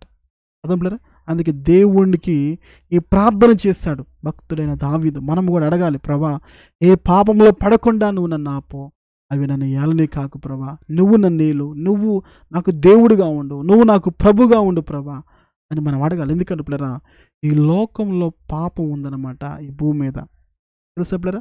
అందుకే దీనికి వాక్యం ఏం సెలవుస్తుంది, లోకములోనిదంతా శరీరాశ, నేత్రాశ, జీవపు డంబము ఇవి తండ్రి వల్ల కలగలేదని రాయబడనమాట. ఎవరి వల్ల కలిగాయి మరి ఇవన్నీ కూడా, సాతాను వల్ల కలిగినమాట. ఏం కలిగాయి, శరీరాశ, నేత్రాశ, జీవపు డంబము. ఈ 3 ఎవరి వల్ల కలిగినాయి, సాతాను ద్వారా కలిగినమాట. కాబట్టి పిల్లరా ఈ లోకంలో ఇవి ఉన్నాయి కాబట్టి వీటిలో మనం పడకుండా ఉండాలి అంటే మనం ఏం చేయాలి, సహాయం చేయగలిగిన దేవుడికి మనం ప్రార్థన చేయాలి ప్రతి దినము కూడా. ప్రభా నేను ఈ దినమున ఏ పాపలో పడకుండా నన్ను కాపాడు, నన్ను ఆపు, వాటి నన్ను నేలని కాకయ్యమని అడగాలి. అర్థంలేరా. కాబట్టి ఆ విషయాన్ని మనము జ్ఞాపకం చేసుకో. ఆ తర్వాత కీర్తన గ్రంథము 25:7 నా బాల్య పాపములను నా అతిక్రమలను జ్ఞాపకం చేసుకొనకము యెహోవా, నీ కృపను బట్టి నీ దయ చొప్పున నన్ను జ్ఞాపకం ఉంచుకొనమంటాడు. ఇక్కడ ఏ పాపాలంట, బాల్య పాపాలు అంటే చిన్నతనంలో చేసే పాపాలు. అర్థంలేరా. అందుకే దేవుని దగ్గరకు వచ్చిన తర్వాత అన్ని పాపాలు ఒప్పుకోవాలి. నీ చిన్నతనంలో చేసిన పాపాలు కూడా ఒప్పుకోవాలి. మనము కొన్నిసార్లు ఎలా ఉంటుందంటే మనం ఇప్పుడేదో ఈరోజు చేసిన పాపాలు, మొన్న చేసిన పాపాలు ఒప్పుకుంటాం, కానీ చిన్నతనంలో కూడా చేసిన పాపాలు ఒప్పుకొని ఉంటారు పిల్లలు. అవి కూడా మనం ఒప్పుకోవాలి దేవుని సన్నిధిలో. అర్థమైంది పిల్లరా. ఎందుకంటే చిన్ననాటి నుండి మనకి జ్ఞాపకం పెరిగిన ఏ పాపాలు అయితే అవన్నీ కూడా ప్రభు సన్నిధిలో ఒప్పుకోవాలన్నమాట. ఒప్పుకోకపోతే ఆ పాపమే మళ్ళీ నిన్ను దాడి చేస్తారన్నమాట. చిన్నతనంలో చేసిన పాపాలు కూడా నీ వెంట పడతాయి అన్నమాట. అంతే పిల్లరా. ఎందుకంటే ఇక్కడ నేను చెప్పడం కాదు, ఇక్కడ బైబిల్ ఉన్నదన్నమాట. ఇక్కడ జ్ఞాపకం చేసుకోవద్దని భక్తులు దేవునికి ప్రార్థన చేస్తారు. ఎందుకంటే తన బాల్య దినంలో పాపం చేశాడు. ఎందుకంటే ప్రతి మనిషి కూడా చిన్నతనంలో అంటే మనం ఆ యొక్క అంటే బాల్య దినంలో ఉంటాయి కదా కొన్ని పాపాలు, అంటే మన జ్ఞాపకం వస్తున్న ఆ సమయంలో అలాంటి వాటిని మనం కొన్ని చేస్తూ ఉంటాం, తెలుసో తెలియక. తెలిసి చేసినా తెలియ చేయకపోయినా పాపమే. కాబట్టి ఆ విషయాన్ని గమనించండి. ఆ తర్వాత ఇంకా యెహోవా నా పాపం బహు ఘోరమైనది, నీ నామమును బట్టి దాన్ని క్షమింపము. పాపం చేసినప్పుడు కూడా దేవుని దగ్గర ఏం అడగాలి? క్షమాపణ అడగాలి. ఎలాంటిదని? ఘోరమైందని. ఎందుకంటే పాపంలోకి చిన్న పాపమే కదా, పెద్ద పాపమే కదా అనుకుంటాం. లేదు, పాపము చిన్నదైనా పెద్దదైనా ఘోరమైందే. అర్థంలేరా? పాపం ఎలాంటిది? నేను చిన్న పాపమే అండి, పెద్ద ఇది పాపమేనా అనుకోకూడదు.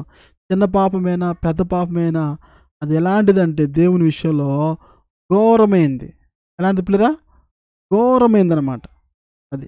కాబట్టి ఆ విషయాన్ని గమనించాలన్నమాట. ఈరోజు చాలామంది కూడా లైవ్లో ఉండట్లేదు పిల్లలు. లైవ్లో ఉంటాం ప్రయత్నించేయండి. లైవ్లో కామెంట్ చేస్తున్నారు, వెళ్ళిపోతున్నారు. ఉంటాం ప్రయత్నించే పిల్లలు. వాక్యం చెప్తున్నప్పుడు వాక్యం వినాలి కదా. కాబట్టి భక్తుడు అంటున్నాడు, ఏమంటున్నాడు పిల్లరా? పాపము ఘోరమైనది అని చెప్తున్నాడు అనమాట. అర్థమైందా? సో కాబట్టి దాన్ని మనము ఏ ఘోరమైన పాపం మనలో ఉందో దాన్ని ఒప్పుకోవాలన్నమాట. ఆ తర్వాత కీర్తన గ్రంథము 18 వచ్చినమాట 25:10. నా బాధలు నా వేదన కనుగొనము, నా పాపములన్నిటినీ క్షమింపము. ఏమన్నాడు ఇక్కడ? పాపములన్నిటిని కూడా క్షమింపము. ఎందుకంటే మన పాపాలన్నిటి కోసము క్షమాపణ దేవుని సన్నిధిలో మనం అడగాలి. ఏం చేయాలి? క్షమాపణ దేవుని సన్నిధిలో అడగాలి. మనం చేసి తెలిసి తెలియక చేసిన ప్రతి పాపాలన్నిటిని కూడా ప్రభు సన్నిధిలో మనం అడగాలన్నమాట. ప్రతి పాపాన్ని కూడా మనము దేవుని దగ్గర ఒప్పుకోవాలి పిల్లలు. అర్థమైందా? ఈరోజు చాలామంది కూడా పాపాలు ఒప్పుకోరన్నమాట. పాపాలు ఒప్పుకోకుండా అదే పాపంలో కొనసాగుతూ ఉంటారన్నమాట. అర్థమవుతుంది పిల్లరా? ఇక్కడ ఏమంటున్నాడు? నా పాపములన్నిటినీ క్షమింపము. చిన్ననాటి నుండి పాపాలు, లేకపోతే చిన్ననాటి నుండి చేసిన ప్రతి పాపం, ఇప్పటి వరకు చేసిన ప్రతి పాపాన్ని కూడా దేవుని సన్నిధిలో మనము క్షమాపణ అడగాలి. అర్థం పిల్లరా? మరి అడిగారా? ఈ పాపాలన్నిటి కోసము ప్రభు సన్నిధిలో క్షమాపణ కోరారా పిల్లరా? అడిగారా? దేవుడి దగ్గర ఒప్పుకున్నారా? దేవుడు క్షమించాడా? మనం ఒప్పుకోవాలి పిల్లలు. అర్థమవుతుందా? అందుకే కీర్తన గ్రంథం 32:1 వచ్చినమాట. తన అతిక్రమములకు పరిహారము నొందినవాడు, తన పాపములకు ప్రాయశ్చిత్తము నొందినవాడు ధన్యుడు. ఎవరు ధన్యుడంట? తన అతిక్రమములకు తన పాపములకు ప్రాయశ్చిత్తము నొందినవాడు ధన్యుడు. ఆ వ్యక్తి దీవించబడినవాడు. అర్థం పిల్లరా? కాబట్టి మన పాపములు మనం ఒప్పుకుంటే మన ధన్యులు అవుతాం. అర్థం పిల్లరా? ఎందుకంటే మన దేవుడు పరిశుద్ధుడు కాబట్టి, పాపం లేనివాడు కాబట్టి ఆయనకి మనం పాపానికి చోటిస్తే దేవుడు మనతో వండనేవాడు. అందుకే దావీదు అంటున్నాడు, నా దోషమును కప్పుకొనుక నీ ఎదుట ఒప్పుకుంటుని, యెహోవా సన్నిధి నా అతిక్రమములు ఒప్పుకుందని అనుకుంటుని నీవు నా దోషములు పరిహరించి ఉన్నావు. దావీదు ఏం చేసేప్పుడరా? తన దోషాన్ని, తన పాపాన్ని ఒప్పుకున్నాడు, కప్పుకోలే. ఎక్కువ శాతం క్రైస్తవులమైన మనము ఈరోజు ప్రజలు చాలామంది ఎలా ఉంటారంటే కప్పుకుంటారన్నమాట కదా పిల్లరా? మనం చేసే పని ఇదే కదా. కప్పుకోవడమే మన పని, కానీ ఒప్పుకోవటం మన పని కాదు కదా.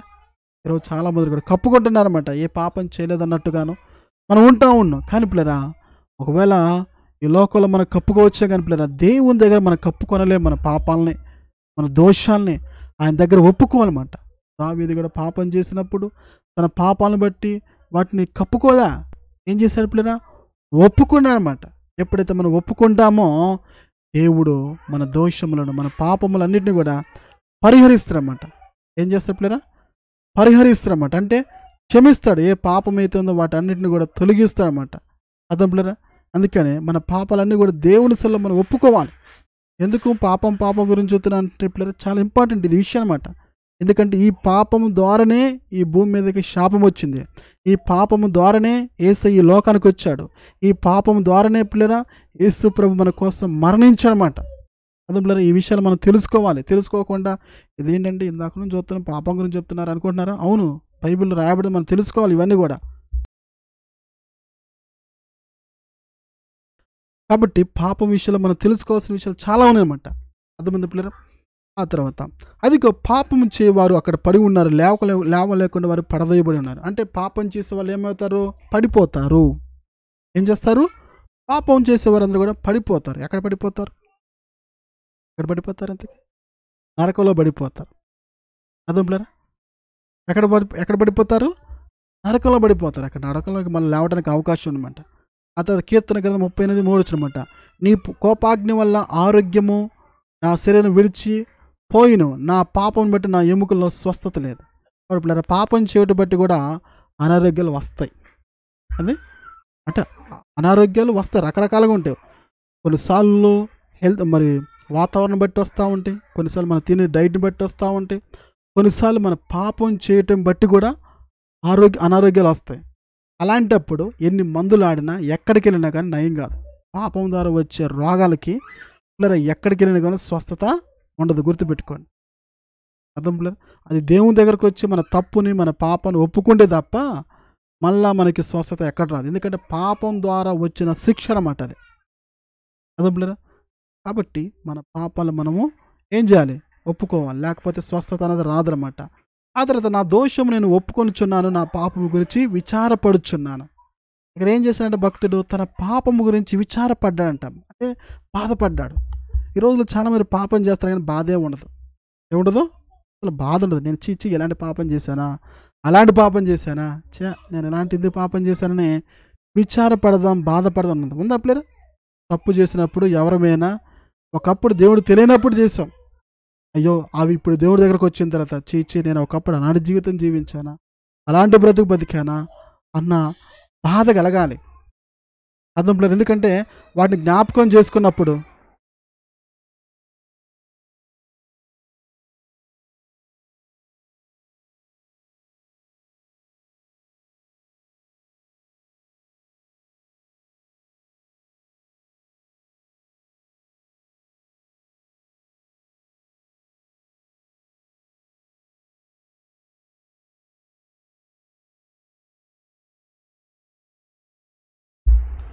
ఆ తర్వాత నా నాలుకతో పాపం చేయకున్నట్లు అనమాట.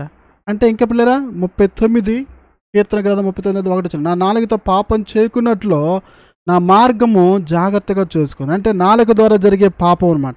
ఇందాక కూడా మనం చూసాం పిల్లరా, నాలుక ద్వారా జరిగే పాపం అనమాట. సో కాబట్టి పిల్లరా నాలుక కూడా చాలా జాగ్రత్తగా మనం ఉంచుకోవాలి. అనవసరమైన మాటలు మాట్లాడినా కూడా పాపమే అవును పిల్లరా. ఎందుకంటే మన నాలుకతో చాలా పాపాలు జరుగుతూ ఉంటాయి. అబద్ధమైన మాటలు కావచ్చు, ఎవరైనా దూషించటం కావచ్చు. కాబట్టి ఈ నాలుక ద్వారా కూడా మనము తెలియకుండా మన చిక్కుల్లోనే మన పాపంలో పడిపోతాం అనమాట.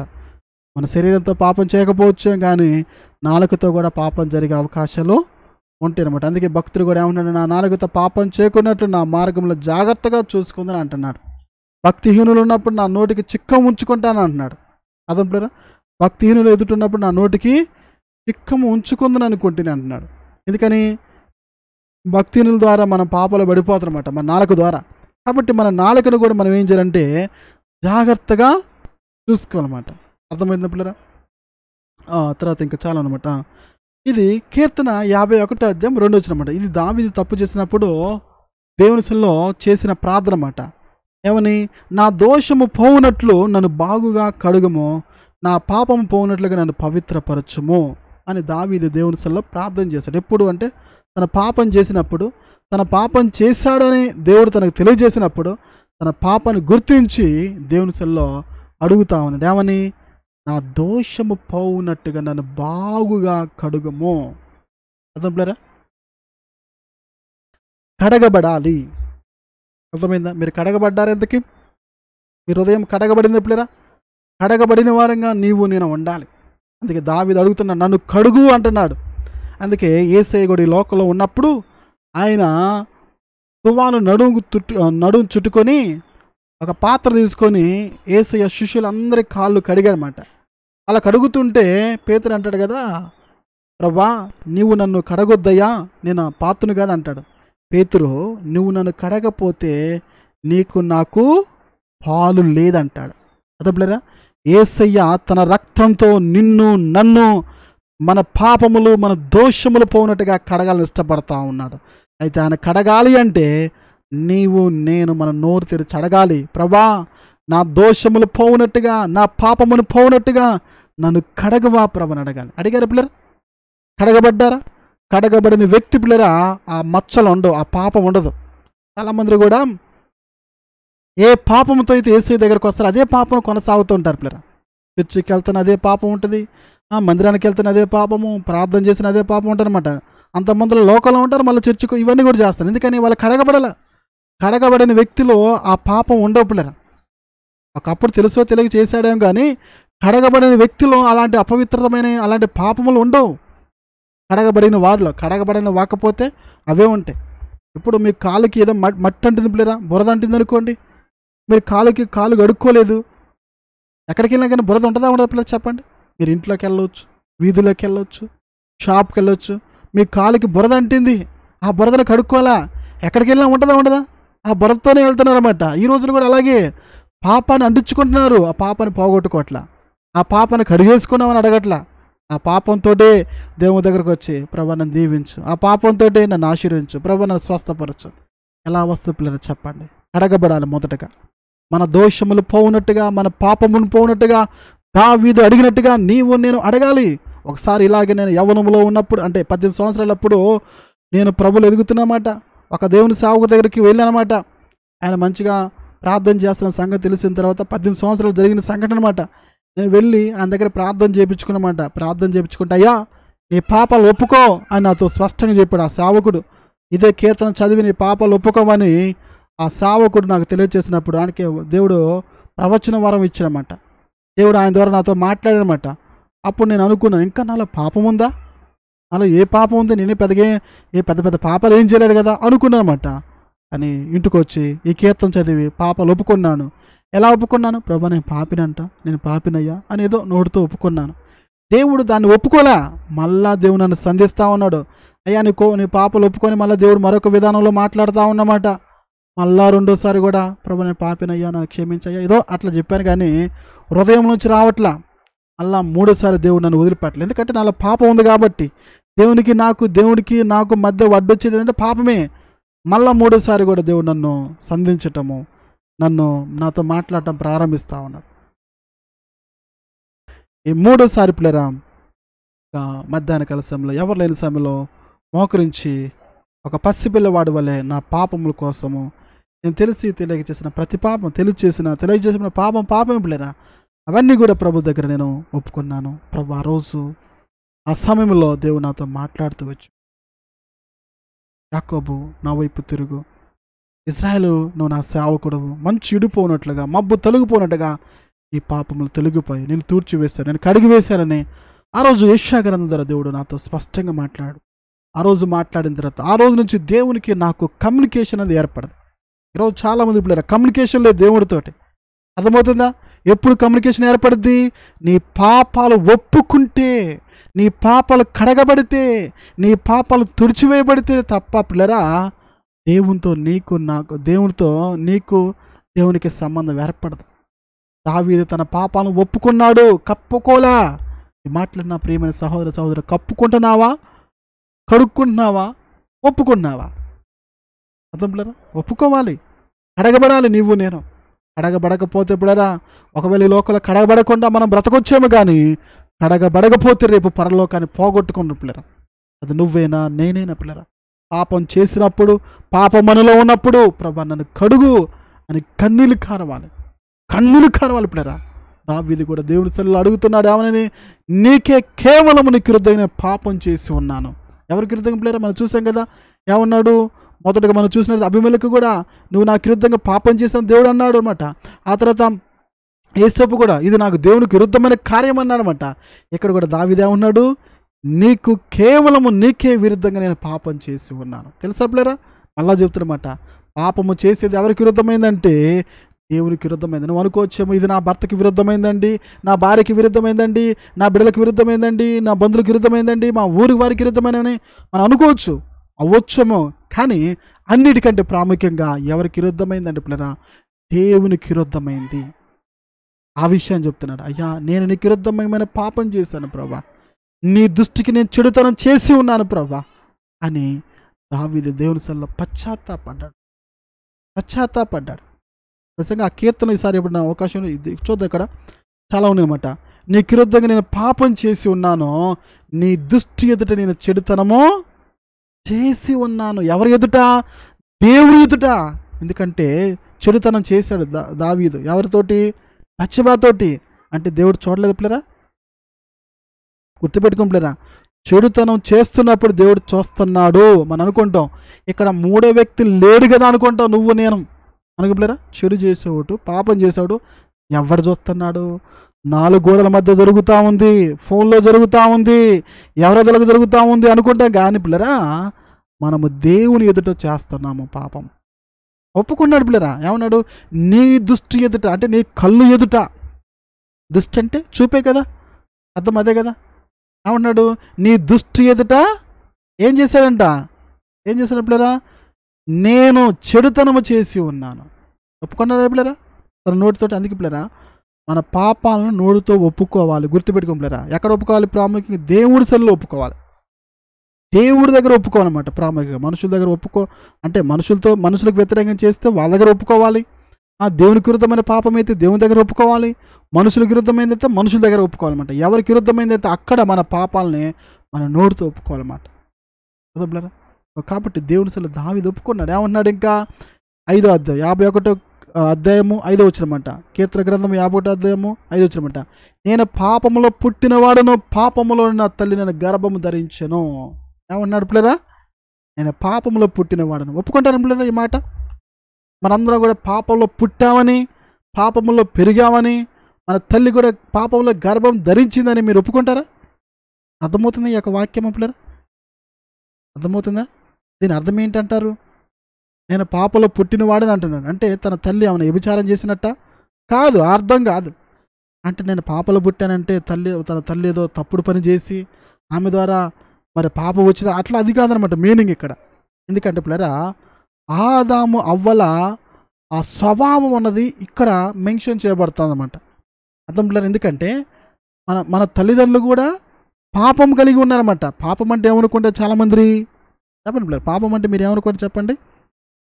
పాపం అంటే వ్యభిచారము, దొంగతనము, హత్య, మర్డర్, ఇంక ఇలాంటివి కదా. మనం దీన్ని పాపం అనుకుంటాం కదా. పాపం అంటే ఏంటి పిల్లరా? ఆజ్ఞ అతిక్రమే పాపము. పాపం అంటే ఏంటి? ఆజ్ఞ అతిక్రమే పాపము. అవ్వ ఆదములో దేవుని యొక్క ఆజ్ఞ అతిక్రమించారన్నమాట. దాని మూలముగా ప్రతి మనిషిలోకి పాపము సంభవించింది. అందుకే పాపం వల్ల మనిషి చనిపోతా ఉన్నాడు. అర్థంలేరా? అందుకే ఏమన్నాడు? నేను పాపములో పుట్టినవాడును. అందుకే బాల్య దినముల నుంచే పిల్లలకి హృదయాలు చెడిపోయినాయి అంట, చిన్నప్పటి నుంచే. అదనమాట దాని మీనింగ్. అర్థంలేరా? పాపలో పుట్టినవంటే నాలో పాప స్వభావం ఉంది, నా తల్లిలో కూడా పాప స్వభావం ఉందన్నమాట. అదనమాట. అర్థంలేరా? అట్లానే ఇక్కడ తన తల్లి ఏదో తప్పు చేసినట్టు కాదు. ఇక్కడ దావీదు ఏదో చిన్నప్పటి నుంచి చెడ్డవాడిని కాదనమాట. మీనింగ్ అదనమాట. కాబట్టి మనలో పాప స్వభావం ఉంది కాబట్టి మనం అందుకే పాపం చేస్తూ ఉన్నాం. చిన్నపిల్లలు చూడండి పిల్లరా, అలా వదిలేయండి వాళ్ళని. అలా కొంతకాలం అయిన తర్వాత వాళ్ళు పాపం చేయడం ప్రారంభిస్తారు, కొంచెం వయసు వచ్చే లోపల. మరి ఎవరు చెప్పారు ఆ పాపం చేయమని? చెప్పండి. అది దొంగతనం కావచ్చు, మర్డర్ కావచ్చు, హత్య కావచ్చు, ఏదైనా కావచ్చు. ఒక చిన్న పిల్లవాళ్ళు కాస్త అలా ఎదిగే కొద్దీ చిన్నతనంలో దొంగతనం చేస్తారు, ఎదిగే కొద్దీ వాళ్ళకి ఎలా చెప్తారు? ఎవరు చెప్పారు ఇవన్నీ? ఎందుకంటే మనిషిలో ఆ స్వభావం ఉందన్నమాట. అందుకే ఏమన్నాడు? ఏడొచ్చినా, నేను పవిత్రనట్లు ఇస్సోపుతో నా పాపం పరిహరింపము, హిమము కంటే నేను తెల్లగా ఉన్నట్లు నన్ను కడుగుము. ఏమంటున్నా? అడగమంటున్నాడు. నన్ను కడుగు ప్రభా. ఎలా ఉండాలి? నేను తెల్లగా ఉన్నట్లు. ఏంటి తెల్లగా ఉండేది? తన హృదయము. ఏంటి పిల్లరా? తన హృదయము తెల్లగా ఉంచుకోవాలని ఇష్టపడుతున్నాడు. మన మోకాలు తెల్లగా ఉండాలని, మనకు పిల్లరా నేను ఎర్రగా ఉండాలని, నేను దగదగా మెరవాలని, మనం వీటికి ఈ కనబడుతున్న బాహ్యపరమైన కొంతకాలం ఉండి మట్టిలో కలిసిపోయి ఈ దేహం కోసం మనం ఎన్నో క్రీములు రాసి నేను ఇంకా తెల్లగా ఉండాలి, ఇంకా ఎర్రగా ఉండాలని ఎన్నెన్నో చేస్తున్న వాళ్ళు ఉంటున్నారు. కానీ నా హృదయం తెల్లగా ఉండాలి. నా దేవుని ఎదుట మచ్చైన, డాగైన, కలంకమైన నాలో లేకుండా నా దేవుడు నా హృదయం చూసినప్పుడు ఉండాలని మనం అడగాలి పిల్లరా, ప్రతిరోజు కూడా. తెలుసా పిల్లరా? అర్థమవుతుందా? అందుకే దేవుని అసలు దావీదు అంతగా పశ్చాత్తాపడ్డాడు. అందుకే దావీదు దేవునికి హృదయానుసారుడయ్యాడు అన్నమాట. అర్థం పిల్లరా? కాబట్టి పిల్లరా, మనము పాపం అనే ప్రతి పాపాన్ని కూడా మనం ఒప్పుకోవాలి. ఆ తర్వాత కీర్తన గ్రంథం 66:10 నా హృదయంలో నేను పాపం లక్ష్యం చేసిన ప్రభు నా మనం వినకపోవును. అంటే మన హృదయంలో పాపం ఉంటే దేవుడు వారి ప్రార్థన ఆలకించడు. మరొక విషయం పిల్లరా, అర్థమవుతుందా? పాపం ఎవరి హృదయంలో అయితే ఉంటుందో, పాపం ఎవరిలో అయితే ఉంటుందో దేవుడు వారి ప్రార్థన ఆలకించడు. అది పిల్లరా. పాపం అంటే ఏంటి? మళ్ళీ చెప్తున్నట్టు ఆజ్ఞ అతిక్రమే. పాపం అంటే ఏంటి? ఆజ్ఞ అతిక్రమే. ఏం తప్పిపోయావో తెలియదు, నేను కావచ్చు, నువ్వు కావచ్చు అనమాట. ఒకవేళ నీ ప్రార్థన జవాబు రావట్లేదా? బహుశా ఏదన్నా పాపం ఉండొచ్చు. అంటే ఏ ప్రార్థనకు జవాబు రావట్లేదు, అసలు దేవుని దగ్గర నుంచి నీకు ఏ ప్రార్థన జవాబు రావట్లేదంటే బహుశా ఏదో లోపం ఉన్నట్టు, ఏదో పాపం ఉన్నట్టు, దేవునికి విరుద్ధమైంది. నువ్వు ఎన్ని వైపులు ఏ విధంగా ప్రార్థన చేసినా దేవుని దగ్గర అసలు ఒక్క ప్రార్థన కూడా జవాబు రావట్లేదండి పిల్లరా, మనలో ఏదో పాపం ఉన్నట్టు అర్థం అనమాట. కొన్నిసార్లు ప్రార్థన జవాబు రానప్పుడు దేవుడు కొన్నిసార్లు పరీక్షించడానికి జవాబు రాదు. కొన్నిసార్లు దేవుడు మనల్ని ఆయన సమయం కోసం ఆపు చేస్తాడు అర్థం పిల్లలు, ఎందుకంటే రకరకాలుగా ఉంటుంది అనమాట. సో కాబట్టి మనలో పాపం ఉంటే దేవుడు మన మనవి ఆలకించడానికి గుర్తుంచుకోవాలి పిల్లరా. ఒకవేళ ఈరోజు నేను పాపం చేస్తే రేపు దేవుడి దగ్గరికి వెళ్ళి ప్రభు నా సమస్య ఇది, నా కష్టం ఇది, నా బాధ ఇదని చెప్పుకుంటే మన ప్రార్థన ఆలకించిన పిల్లలు అర్థం పిల్లలు. ఇప్పుడు ఎగ్జాంపుల్గా ఒక వ్యక్తితో గొడవపడ్డారు అనుకోండి, మీరు ఒక వ్యక్తితో గొడవపడ్డారు, రేపు ఆ వ్యక్తి దగ్గర మీరు వెళ్ళగలుగుతారా? చెప్పండి పిల్లరా, వెళ్ళలేం కదా. మనం మొహం అది మాది మొహం చాలదు కదా. అలాగే పిల్లరా, ఈరోజు కూడా మనం దేవునికి విరుద్ధమైన పాపం చేసి రేపు దేవుని దగ్గరికి వెళ్ళి దేవుని అడిగితే మనం రేపు మన ప్రార్థన జవాబు వస్తే పిల్లరా చెప్పండి. అందుకే పిల్లరా, పాపం కూడా మన హృదయంలో లక్ష్యం చేయకూడదు. పాపానికి చోటిస్తే రేపు దేవుడు మన ప్రార్థన ఆలకించడు. నువ్వు కష్టములు వచ్చినప్పుడు, బాధలు వచ్చినప్పుడు నిన్ను ఆదుకోగల దేవుడు ఉన్నాడు. ఆ దేవుడు సహాయం చేయాలంటే, ఆ దేవుడు ఆదుకోవాలంటే, ఆ దేవుడు మన విషయంలో కృప చూపించాలంటే పిల్లరా మనం ఏం చేయాలి? పాపం లేకుండా జీవిస్తే ఏం చేయడు? రేపు దేవుడు మన ప్రార్థన ఆలకించకుండా ఉండడు, తప్పకుండా ఆలకిస్తాడు. నీలో పరిశుద్ధత ఉంటే, నాలో పరిశుద్ధత ఉంటే, మనం పాపం లేని వారిగా ఉంటే దేవుడు తప్పకుండా మన ప్రతి ప్రార్థన ఆలకించి ఆయన మనకి సహాయం చేయగల గొప్ప దేవుడు అనమాట. ఓకేనా పిల్లరా? ఇంకా కీర్తన గ్రంథము 9:8 మా దోషములను ఎదుట నుంచుకొని ఉన్నాము, నీ ముఖ కాంతిలో మహా రహస్య పాపాలు కనపడుచున్నవి. అక్కడ కనపడుతున్నాయంట రహస్య పాపాలు. ఇది కూడా పాపం. ఏ పాపాలు? రహస్య పాపాలు కూడా ఉంటాయి అన్నమాట. కొంతమందికి పబ్లిక్గా ఉంటుంది అన్నమాట, కొంతమంది తెలిసిపోద్ది. బహిరంగ పాపాలు ఉంటాయి, కొంతమంది రహస్య పాపాలు ఉంటాయి అన్నమాట. కొంతమందికి ఎవరికి తెలియకుండా చేస్తుంటారు. భర్తకు తెలియదు, భార్యకి తెలియదు, పిల్లలకు తెలియదు, తల్లిదండ్రులకు తెలియదు, ఎవరికి తెలియకుండా కొంతమంది రహస్యంగా చేసేవాళ్ళు అనమాట. అవి కూడా ఒప్పుకోవాలన్నమాట. అదే పిల్లరా, కొంతమందికి ఎప్పటి వరకు నువ్వు చెప్పేంతవరకు నాకు తెలియదు అయ్యా, నువ్వు చెప్పేంతవరకు నాకు తెలియదు, అసలు నువ్వు ఎంతవరకు ఎంత మంచోడు అనుకున్నాను, ఎంత మంచిదా అనుకున్నాను, నువ్వు ఇలాంటి పనులు చేసావా అని ఆశ్చర్యపోతారు. అలాంటివి అనమాట. రహస్య పాపాలు కూడా దేవుని దగ్గర ఒప్పుకోవాలి. ఎందుకంటే మన రహస్య పాపాలు కూడా రేపు బట్టబోలవుతాయి అన్నమాట పిల్లలు. ఈరోజు మనం చేసిన పాపాలు ఎవరికి తెలియకపోవచ్చే కానీ, అందుకే పిల్లలు కొంతమంది పాపాలు రహస్యంగా ఉంటాయి, ఎవరికి తెలియదు అనమాట. అది వాళ్ళకి తెలిసిన వాళ్ళకి తెలుసు అనమాట. దొంగతనం కావచ్చు, ఏదో కావచ్చు అనమాట. కానీ మన రహస్య పాపాలు కూడా ఒక రోజు ఏమవుతాయి అంటే బయటకు వస్తాయి. కాబట్టి అవన్నీ కూడా దేవుని యొక్క ముఖకాంతిలో కనపడుతున్నాయి అన్నమాట. సో కాబట్టి పిల్లరా, మనము ఇంకా చాలా ఉన్నాయి, మరి చెప్పమంటారా పిల్లలు? చెప్పండి. దేవుని యొక్క వాక్యాలు ఇంకా చాలా ఉన్నాయి పాపం గురించి, ఇవన్నీ కూడా అవేనమాట. ఇంకా చూడండి 119వ అధ్యాయము 11 నీ ఎదుట నేను పాపం చేయకున్నట్లు నా హృదయములో నీ వాక్యమును ఉంచుకున్నాను. అంటే మనం పాపం చేయకుండా ఉండాలంటే మనలో ఏముండాలి? ఏముండాలి పిల్లరా? మనం దేవునికి విరుద్ధంగా పాపం చేయకుండా ఉండాలి. చాలామంది ఉంటారు, ఏమండి నేను పాపంలో పడకుండా బ్రతకాలి అంటే నేను ఏం చేయాలి అని ఒకవేళ నువ్వు కానీ నాకు కానీ ఒక ప్రశ్న కలిగితే ఏం చేయాలి? మనము ఏం చెప్పలేరా? ఏం చేయాలి చెప్పలేరా? మనం పాపంలో పడకుండా ఉండాలంటే ఏం చెప్పలేరా? ఏం చేయాలి? ఏం చేయాలి? హృదయంలో వాక్యం ఉంచుకోవాలి. ఏం చేయాలి? దేవుని యొక్క వాక్యం ఉంచుకోవాలి. ఎక్కడ ఉంచుకోవాలి? దేవుని యొక్క వాక్యంలో ఉంచుకోవాలి పిల్లరా. దయచేసి లైవ్లో ఉంటాం ప్రయత్నించాం పిల్లరా, లైవ్లో ఉంటాం ప్రయత్నించండి. ఖచ్చితంగా లైవ్లో ఉండండి. దేవుని యొక్క వాక్యం ఉంటే బాగుపడతారు అనమాట. అటు ఇటు పోతే ఏం సుఖం పిల్లరా. లైవ్లో ఉంటాం ప్రయత్నించేయండి. నేను ప్రతి మనిషిని గమనిస్తూనే ఉన్నాను అనమాట. లైవ్లో ఉంటాం ప్రయత్నించి పిల్లరా, దేవుని యొక్క మాటలు వినండి, వింటే బాగుపడతారు, మీకే మంచిదనమాట. ఓకేనా? లైవ్లో ఉంటాం ప్రయత్నించేయండి. ప్రతి ఒక్కరు కూడా పిల్లరా కొంత సమయం దేవునికి ఇవ్వండి. దేవుని మాటలు పిల్లరా, ఇవి నా మాటలు కాదు, ఇవి ఎంతో గొంతు దించుకొని నోరు దించుకొని చెప్పేది ఎందుకోసమో దేవుడు మీకు నాకు కావాల్సిన మాటలని మనకి వినిపిస్తున్నమాట. అర్థమవుతుందా? బైబిల్లో పాత నిబంధనలు మనం చూసుకుంటే దేవుడు తన ప్రవక్తలు పంపించి వారికి కావాల్సిన వాక్కును వినిపించేవాడు అనమాట. అది దేవుని యొక్క పద్ధతి అనమాట. కాబట్టి ఇప్పుడు లైవ్లో ఉంటాం ప్రయత్నించండి, దేవుని మాటలు వినండి. లైవ్లో ఉండి దేవుని యొక్క మాటలు వింటూ ఉంటాం ప్రయత్నించాం పిల్లరా. దేవుని మాటలు వినడానికి ఏం కష్టం అవుతుంది పిల్లలు చెప్పండి? ఈ లోకల్ ఎన్నో మాటలు ఉంటాం, అపవిత్రమైన మాటలు ఉంటాం, చెడ్డ మాటలు వింటూ ఉంటాం, అవి వింటూ ఉంటాం. వాటికి వీటికి మన సమయం దేవుని మాటలు ఇద్దాం పిల్లలు. ఎందుకంటే ఈరోజు మనకి దేవుడు ఇచ్చాడనమాట. ఈరోజు ఎవరిచ్చారు నీకు నాకు? దేవుడు ఇచ్చాడనమాట. దేవుడు ఇవ్వకపోతే మన పరిస్థితి ఏంటి చెప్పండి? ఈరోజు మనం మంచిగా ఆరోగ్యంగా ఉన్నాం, మన పనులు చేసుకోగలుగుతాం, ఉద్యోగాలు చేసుకోవాలి, అన్నీ చేయగలుగుతామంటే దేవుడు కృపే కదా. ఆయన కృప లేకపోతే నువ్వు నేను ఏమైనా చేయగలుగుతామా చెప్పండి పిల్లలు? నేనైనా నువ్వేనా? అప్పుడు దేవుని యొక్క మాటలు వినాలి. వింటే మనం బాగుపడతామన్నమాట. అర్థమవుతుందా? ఓకేనా? ఇక్కడ ఏమన్నాడంటే భక్తుడు, నీ ఎదుట నేను పాపం చేయకున్నట్లు నా హృదయంలో ఏముంచుకున్నాను? వాక్యం ఉంచుకున్నాను. ఎందుకు ఉంచుకోవాలి వాక్యము? ఎందుకు ఉంచుకోవాలి వాక్యము? వాక్యాన్ని ఎందుకు ఉంచుకోవాలి పిల్లరా? వాక్యాన్ని ఎందుకు ఉంచుకోవాలి? మనకు ఉండట్లే కదా అసలు. ఈరోజు వాక్యమే అయినట్లేదు. ఇక వాక్యాన్ని ఆడుంచుకుంటాం మనం. వాక్యం వింటే కదా వాక్యం ఉండేది హృదయంలో. వాక్యం వినడం హృదయంలో ఏముంటుంది పిల్లరా?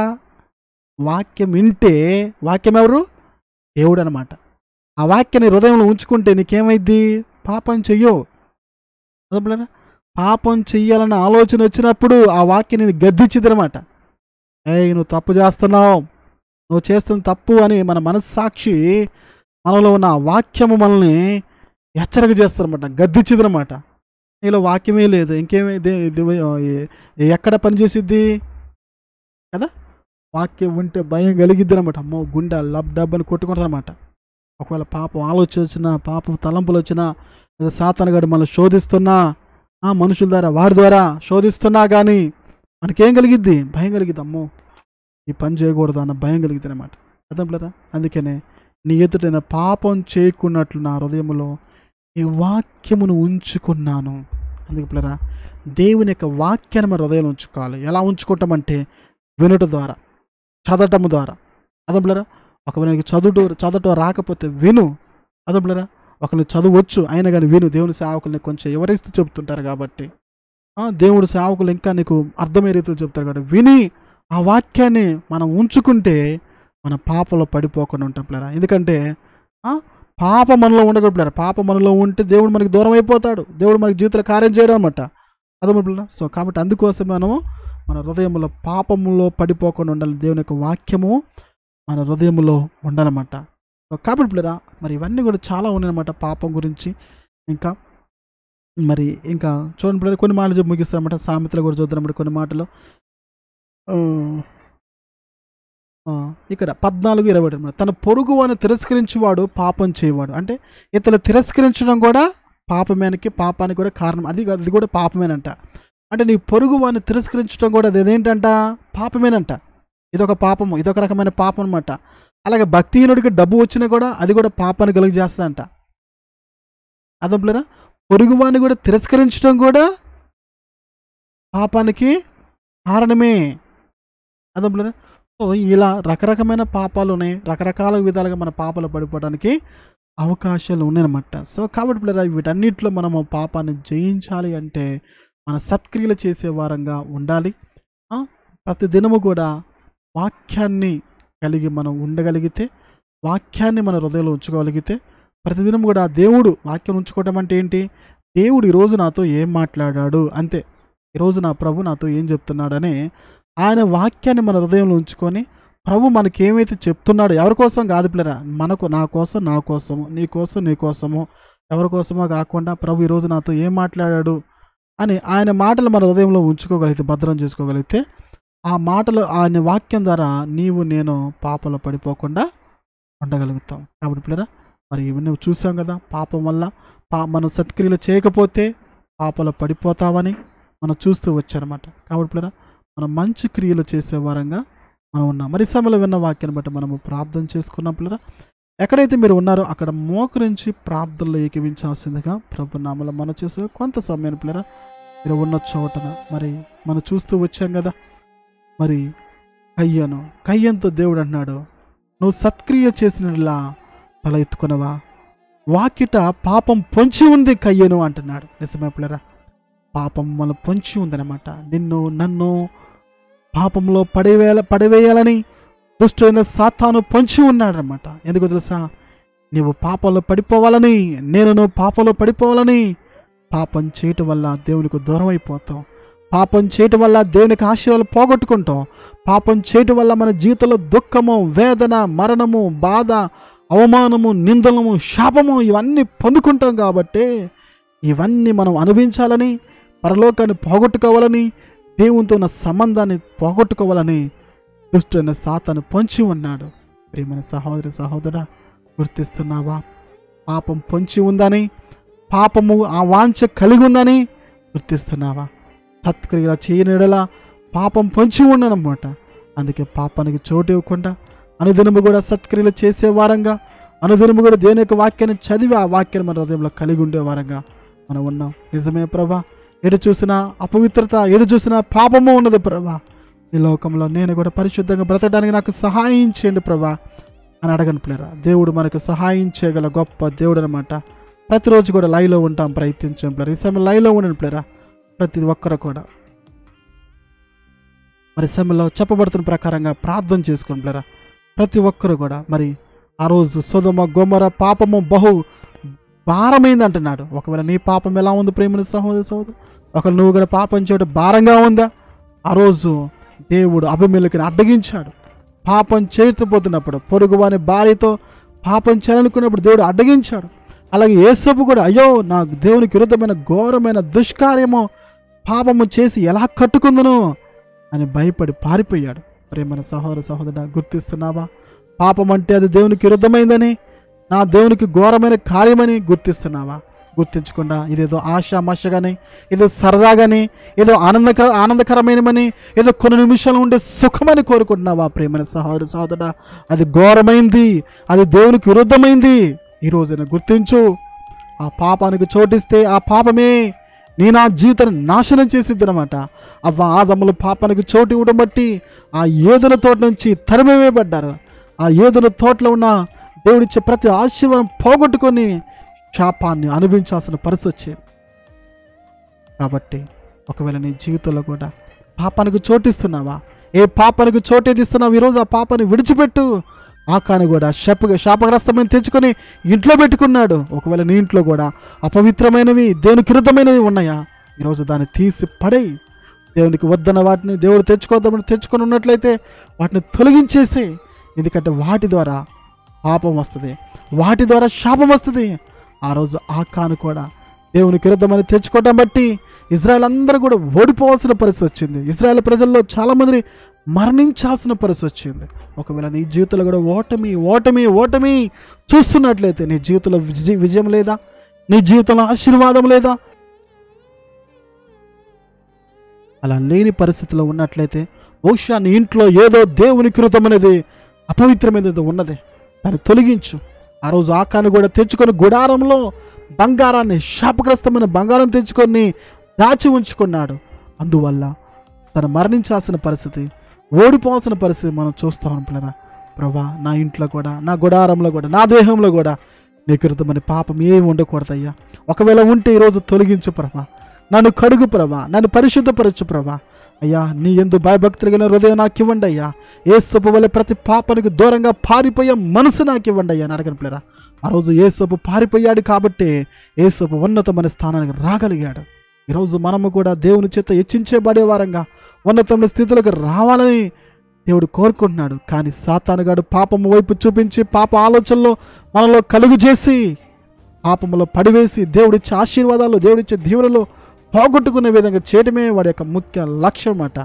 మరి సమయంలో అలాంటి వారు ఎవరైనా ఉన్నట్లయితే, ఒకవేళ మీ హృదయంలోకి సాతానుగాడు అటువంటి తలంపులు, ఆలోచనలు పుట్టిస్తున్నట్లయితే సమయంలో ఒప్పుకోండి పిల్లరా. దేవుని దగ్గర ఒప్పుకోండి. దావీదు అన్నాడు, యెమము కంటే హిస్సోపు కంటే నన్ను కడుగు ప్రభా, నన్ను శుద్ధి చేయ ప్రభా. నీ క్రుద్ధంగా, కేవలం నీ క్రుద్ధంగా నేను పాపం చేశాను ప్రభా అని అడిగాడు. మీరు అడగండి. ఎందుకంటే నువ్వు పాపాన్ని ఒప్పుకోకపోతే నీ ప్రార్థన దేవుడు ఆలకించడు. నువ్వు నీ పాపాన్ని విడిచిపెట్టకపోతే దేవుని దగ్గర నుంచి నీవు జవాబు పొందుకోలేవు. కాబట్టి ప్రియమైన సహోదర సహోదరుడా, ఒకవేళ ఈరోజు దేవుడు నీతోటే మాట్లాడుతూ ఉన్నాడు, నీతోటి ఇంతవరకు తన వాక్యం ద్వారా మాట్లాడుతూ వచ్చాడు. ఎందుకో తెలుసా? నీలో ఎక్కడో ఏదో మూలన దేవునికి విరుద్ధమైన దాగి ఉందే కాబట్టి ఈరోజు నీతో ఈ సమయంలో తన వాక్యం ద్వారా, తన సేవకుడి ద్వారా నీతో మాట్లాడుతూ వచ్చాడు. మరి మాట్లాడిన మాటలో మరి పెడచెవిని పెడతావా? దేవుడు నిజమే ఈరోజు నాతోటే మాట్లాడాడు. నాలోని లోపం ఉంది, నాలోని తప్పు ఉంది, నాలోని పాపం ఉంది. నిజమే యేసయ్యా, నన్ను క్షమించు ప్రభా, నన్ను రక్తంతో కడుగు ప్రభా అని అడగండి పిల్లరా. అడగండి. దేవుడు అడిగితే దేవుడి సమయంలో మిమ్మల్ని కడుగుతాడు తన రక్తం చేత. దావీదు అడిగాడు, నన్ను కడుగు, నన్ను బాగుగా కడుగు, నా దోషం పోవునట్లు, నా పాపం పోవునట్లు కడగమని అడిగాడు. అడుగుతావా ప్రియమైన సహోదర సహోదరుడా? అడుగు, ఒప్పుకో. నువ్వు వర్ధలుతావు. అతిక్రమలు దాచిపెట్టేవాడు వర్ధలుడు, కానీ వాడు ఒప్పుకునివాడు దేవుని కనికరం పొందును అని దేవుని యొక్క వాక్యం సరవస్తుంది. ఈరోజు నువ్వు ఒప్పుకుంటే దేవుని కనికరం పొందుకుంటావు. ఈరోజు నువ్వు ఒప్పుకుంటే దీవించబడతావు. నువ్వు ఒప్పుకుంటే నువ్వు ఆశ్రయించబడతావు. నువ్వు ఒప్పుకుంటే దేవునికి తోడుగా ఉంటాడు.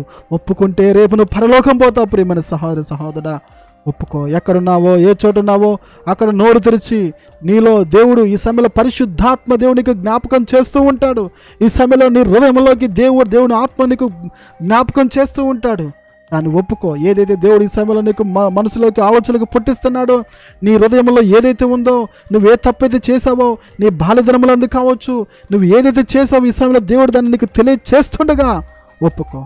నాలుక ద్వారా కావచ్చు, చేతుల ద్వారా కావచ్చు, క్రియల ద్వారా కావచ్చు, మాటల ద్వారా కావచ్చు, పొరుగువాన్ని తిరస్కరించడం కావచ్చు, ఏదైనా కావచ్చు, ఏ విధమైన చేతమైన నువ్వు పాపము చేసి ఉన్నట్లయితే, అది దేవునికి విరుద్ధమైన కార్యమైతే ఈ సమయంలో ఒప్పుకో. ప్రభా, నన్ను క్షమించయ్యా, కేవలం నీకు విరుద్ధంగా నేను పాపం చేశాను, కేవలము నీకు విరుద్ధంగా నేను పాపం చేశాను ప్రభా, నన్ను క్షమించేసయ్యా, నన్ను రక్తంతో కడుగు ప్రభా, నన్ను శుద్ధి చేయ ప్రభా, నన్ను పవిత్రపరచు ప్రభా అని అడగండి పిల్లరా. ఎందుకంటే దేవుడు మన నూతనపరచడానికి, పవిత్రపరచడానికి యేసు రక్తము ప్రతి పాపము నుండి కడుగును అని దేవునికి వాక్యం సరస్తాము.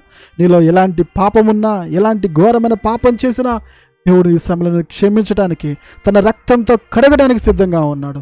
అడుగుతావా? నోరు తెరిచి ఈ సమయంలో అడగండి పిల్లరా. ఎందుకంటే మనం కడగబడాలి. కడగబడకపోతే పేతురుతో అన్నట్టుగా, పేతురు నీకు నాకు పాలు లేదు, నువ్వు నిన్ను కడగని ఎడలా నీకు నాకు పాలు లేదు అంటున్నాడు. ప్రియమైన సహోదర సహోదరి సమయంలో ప్రభుని అడుగు. ప్రభా, నన్ను కడుగయ్యా, నీ రక్తంతో నా మనసు, నా ఆలోచన, నా తలంపులు, నా హృదయము, నా శరీరము, నా దేహము, నా అన్నీ కూడా నా ప్రాణాత్మ శరీరంలో కడిగి శుద్ధి చేసి నన్ను యమము కంటే తెల్లగా చేయి ప్రభా అని అడగని పిల్లరా. అలా అడుగుతూ ఉండండి. ఈ సమయంలో నేను మీకోసము ప్రార్థిస్తాను. ప్రార్థన. మహాపరిశుద్ధుడా, ప్రేమ కనికరమ గల పరమ తండ్రి యేసు ప్రభా, నీకు వందనాలు, నీకు స్తోత్రములు, నీకు మహిమ ఘనత ప్రభావములు నీ పరిశుద్ధమైన ఘనమైన ఉన్నతమైన నామానికి స్తోత్రములు కలుగునుగాక. తండ్రి, మరి సమయంలో ఎందరైతే నీ బిడ్డలు నీ వాక్యం వింటూ వచ్చారు ప్రభా, అయ్యా ఈ దినమును నాతో మా అందరితో మీరు మాట్లాడారు నీ వాక్యం ద్వారా ప్రభా. అయ్యా, మరి పాపము పొంచి ఉంటుందని, పాపము నువ్వు ఏలుబడి చెయ్యాలని ఉంటుందని ఈ సమయంలో మీరు మాతో మాట్లాడుతూ వచ్చారు ప్రభా. అయ్యా నిజమే, యేసపు ఏ పాపమైతే పొంచి ఉందో, ఏ పాపములు అయితే యేసపును పడగొట్టాలో, ఏ పాపములో తను పడిపోయే విధంగా చేయాలని ఆ రోజు పోతీఫరు భార్య ద్వారా ఆ పాపం వచ్చినప్పుడు యేసపు పారిపోతూ వచ్చాడు ప్రభా. అయ్యా, నీ బిడ్డలమైన మేమందరం కూడా ఈ లోకంలో జీవిస్తున్నంత కాలము ఏ పాపానికి చోటు ఇవ్వకుండా, ఏ పాపంలో పడిపోకుండా అయ్యా మీరు మమ్మల్ని కాపాడమని, మమ్మల్ని రక్షించమని ప్రార్థిస్తున్నాం ప్రభా.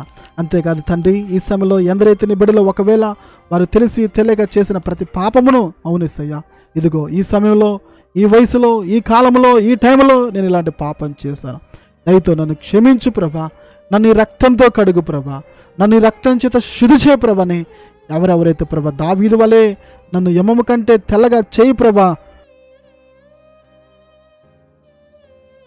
తెల్లగా చేయి ప్రభని అడుగుతున్నా ప్రభా, వారందరినీ కూడా నీ రక్తంతో కడగండి అయ్యా, శుద్ధి చేయండి ప్రభా. ఆ రోజు దావీదును కడిగిన దేవుడు, ఆ రోజు పేతుని కడిగిన దేవుడు ప్రభా, ఈరోజు కూడా ఇలాలో కూడుకుని ఉన్న, చేరి ఉన్న, ప్రార్థనలు ఏకీపిస్తున్న నీ బిడ్డలందరూ కూడా తండ్రి, వారిలో ఏదైనా నీకు విరుద్ధంగా ఉంటే వాటన్నిటిని తొలగించి, పవిత్రపరిచి, పరిశుద్ధపరిచి నీ బిడ్డలుగా, నీ సాక్షులుగా నిలబెట్టమని వచ్చున్నాను ప్రభా. అయ్యా, నీ బిడ్డలో ఎన్నడూ కూడా నీకు విరుద్ధమైన పాపం చేయకుండా దావీదన్నట్టుగా దేవా, నా హృదయంలో నీ వాక్యమును ఉంచుకున్నానయ్యా, నీ ఎదుట పాపం చేయకుండా ఉన్నట్లుగా అయ్యా, మరి అలాగే నీ బిడ్డలు కూడా వారి హృదయంలో నీ వాక్యమును కలిగి ఈ లోకంలో నీ బిడ్డలుగా, నీ సాక్షులుగా జీవించడానికి సహాయం చేయమని అడుగుచున్నాం ప్రభా.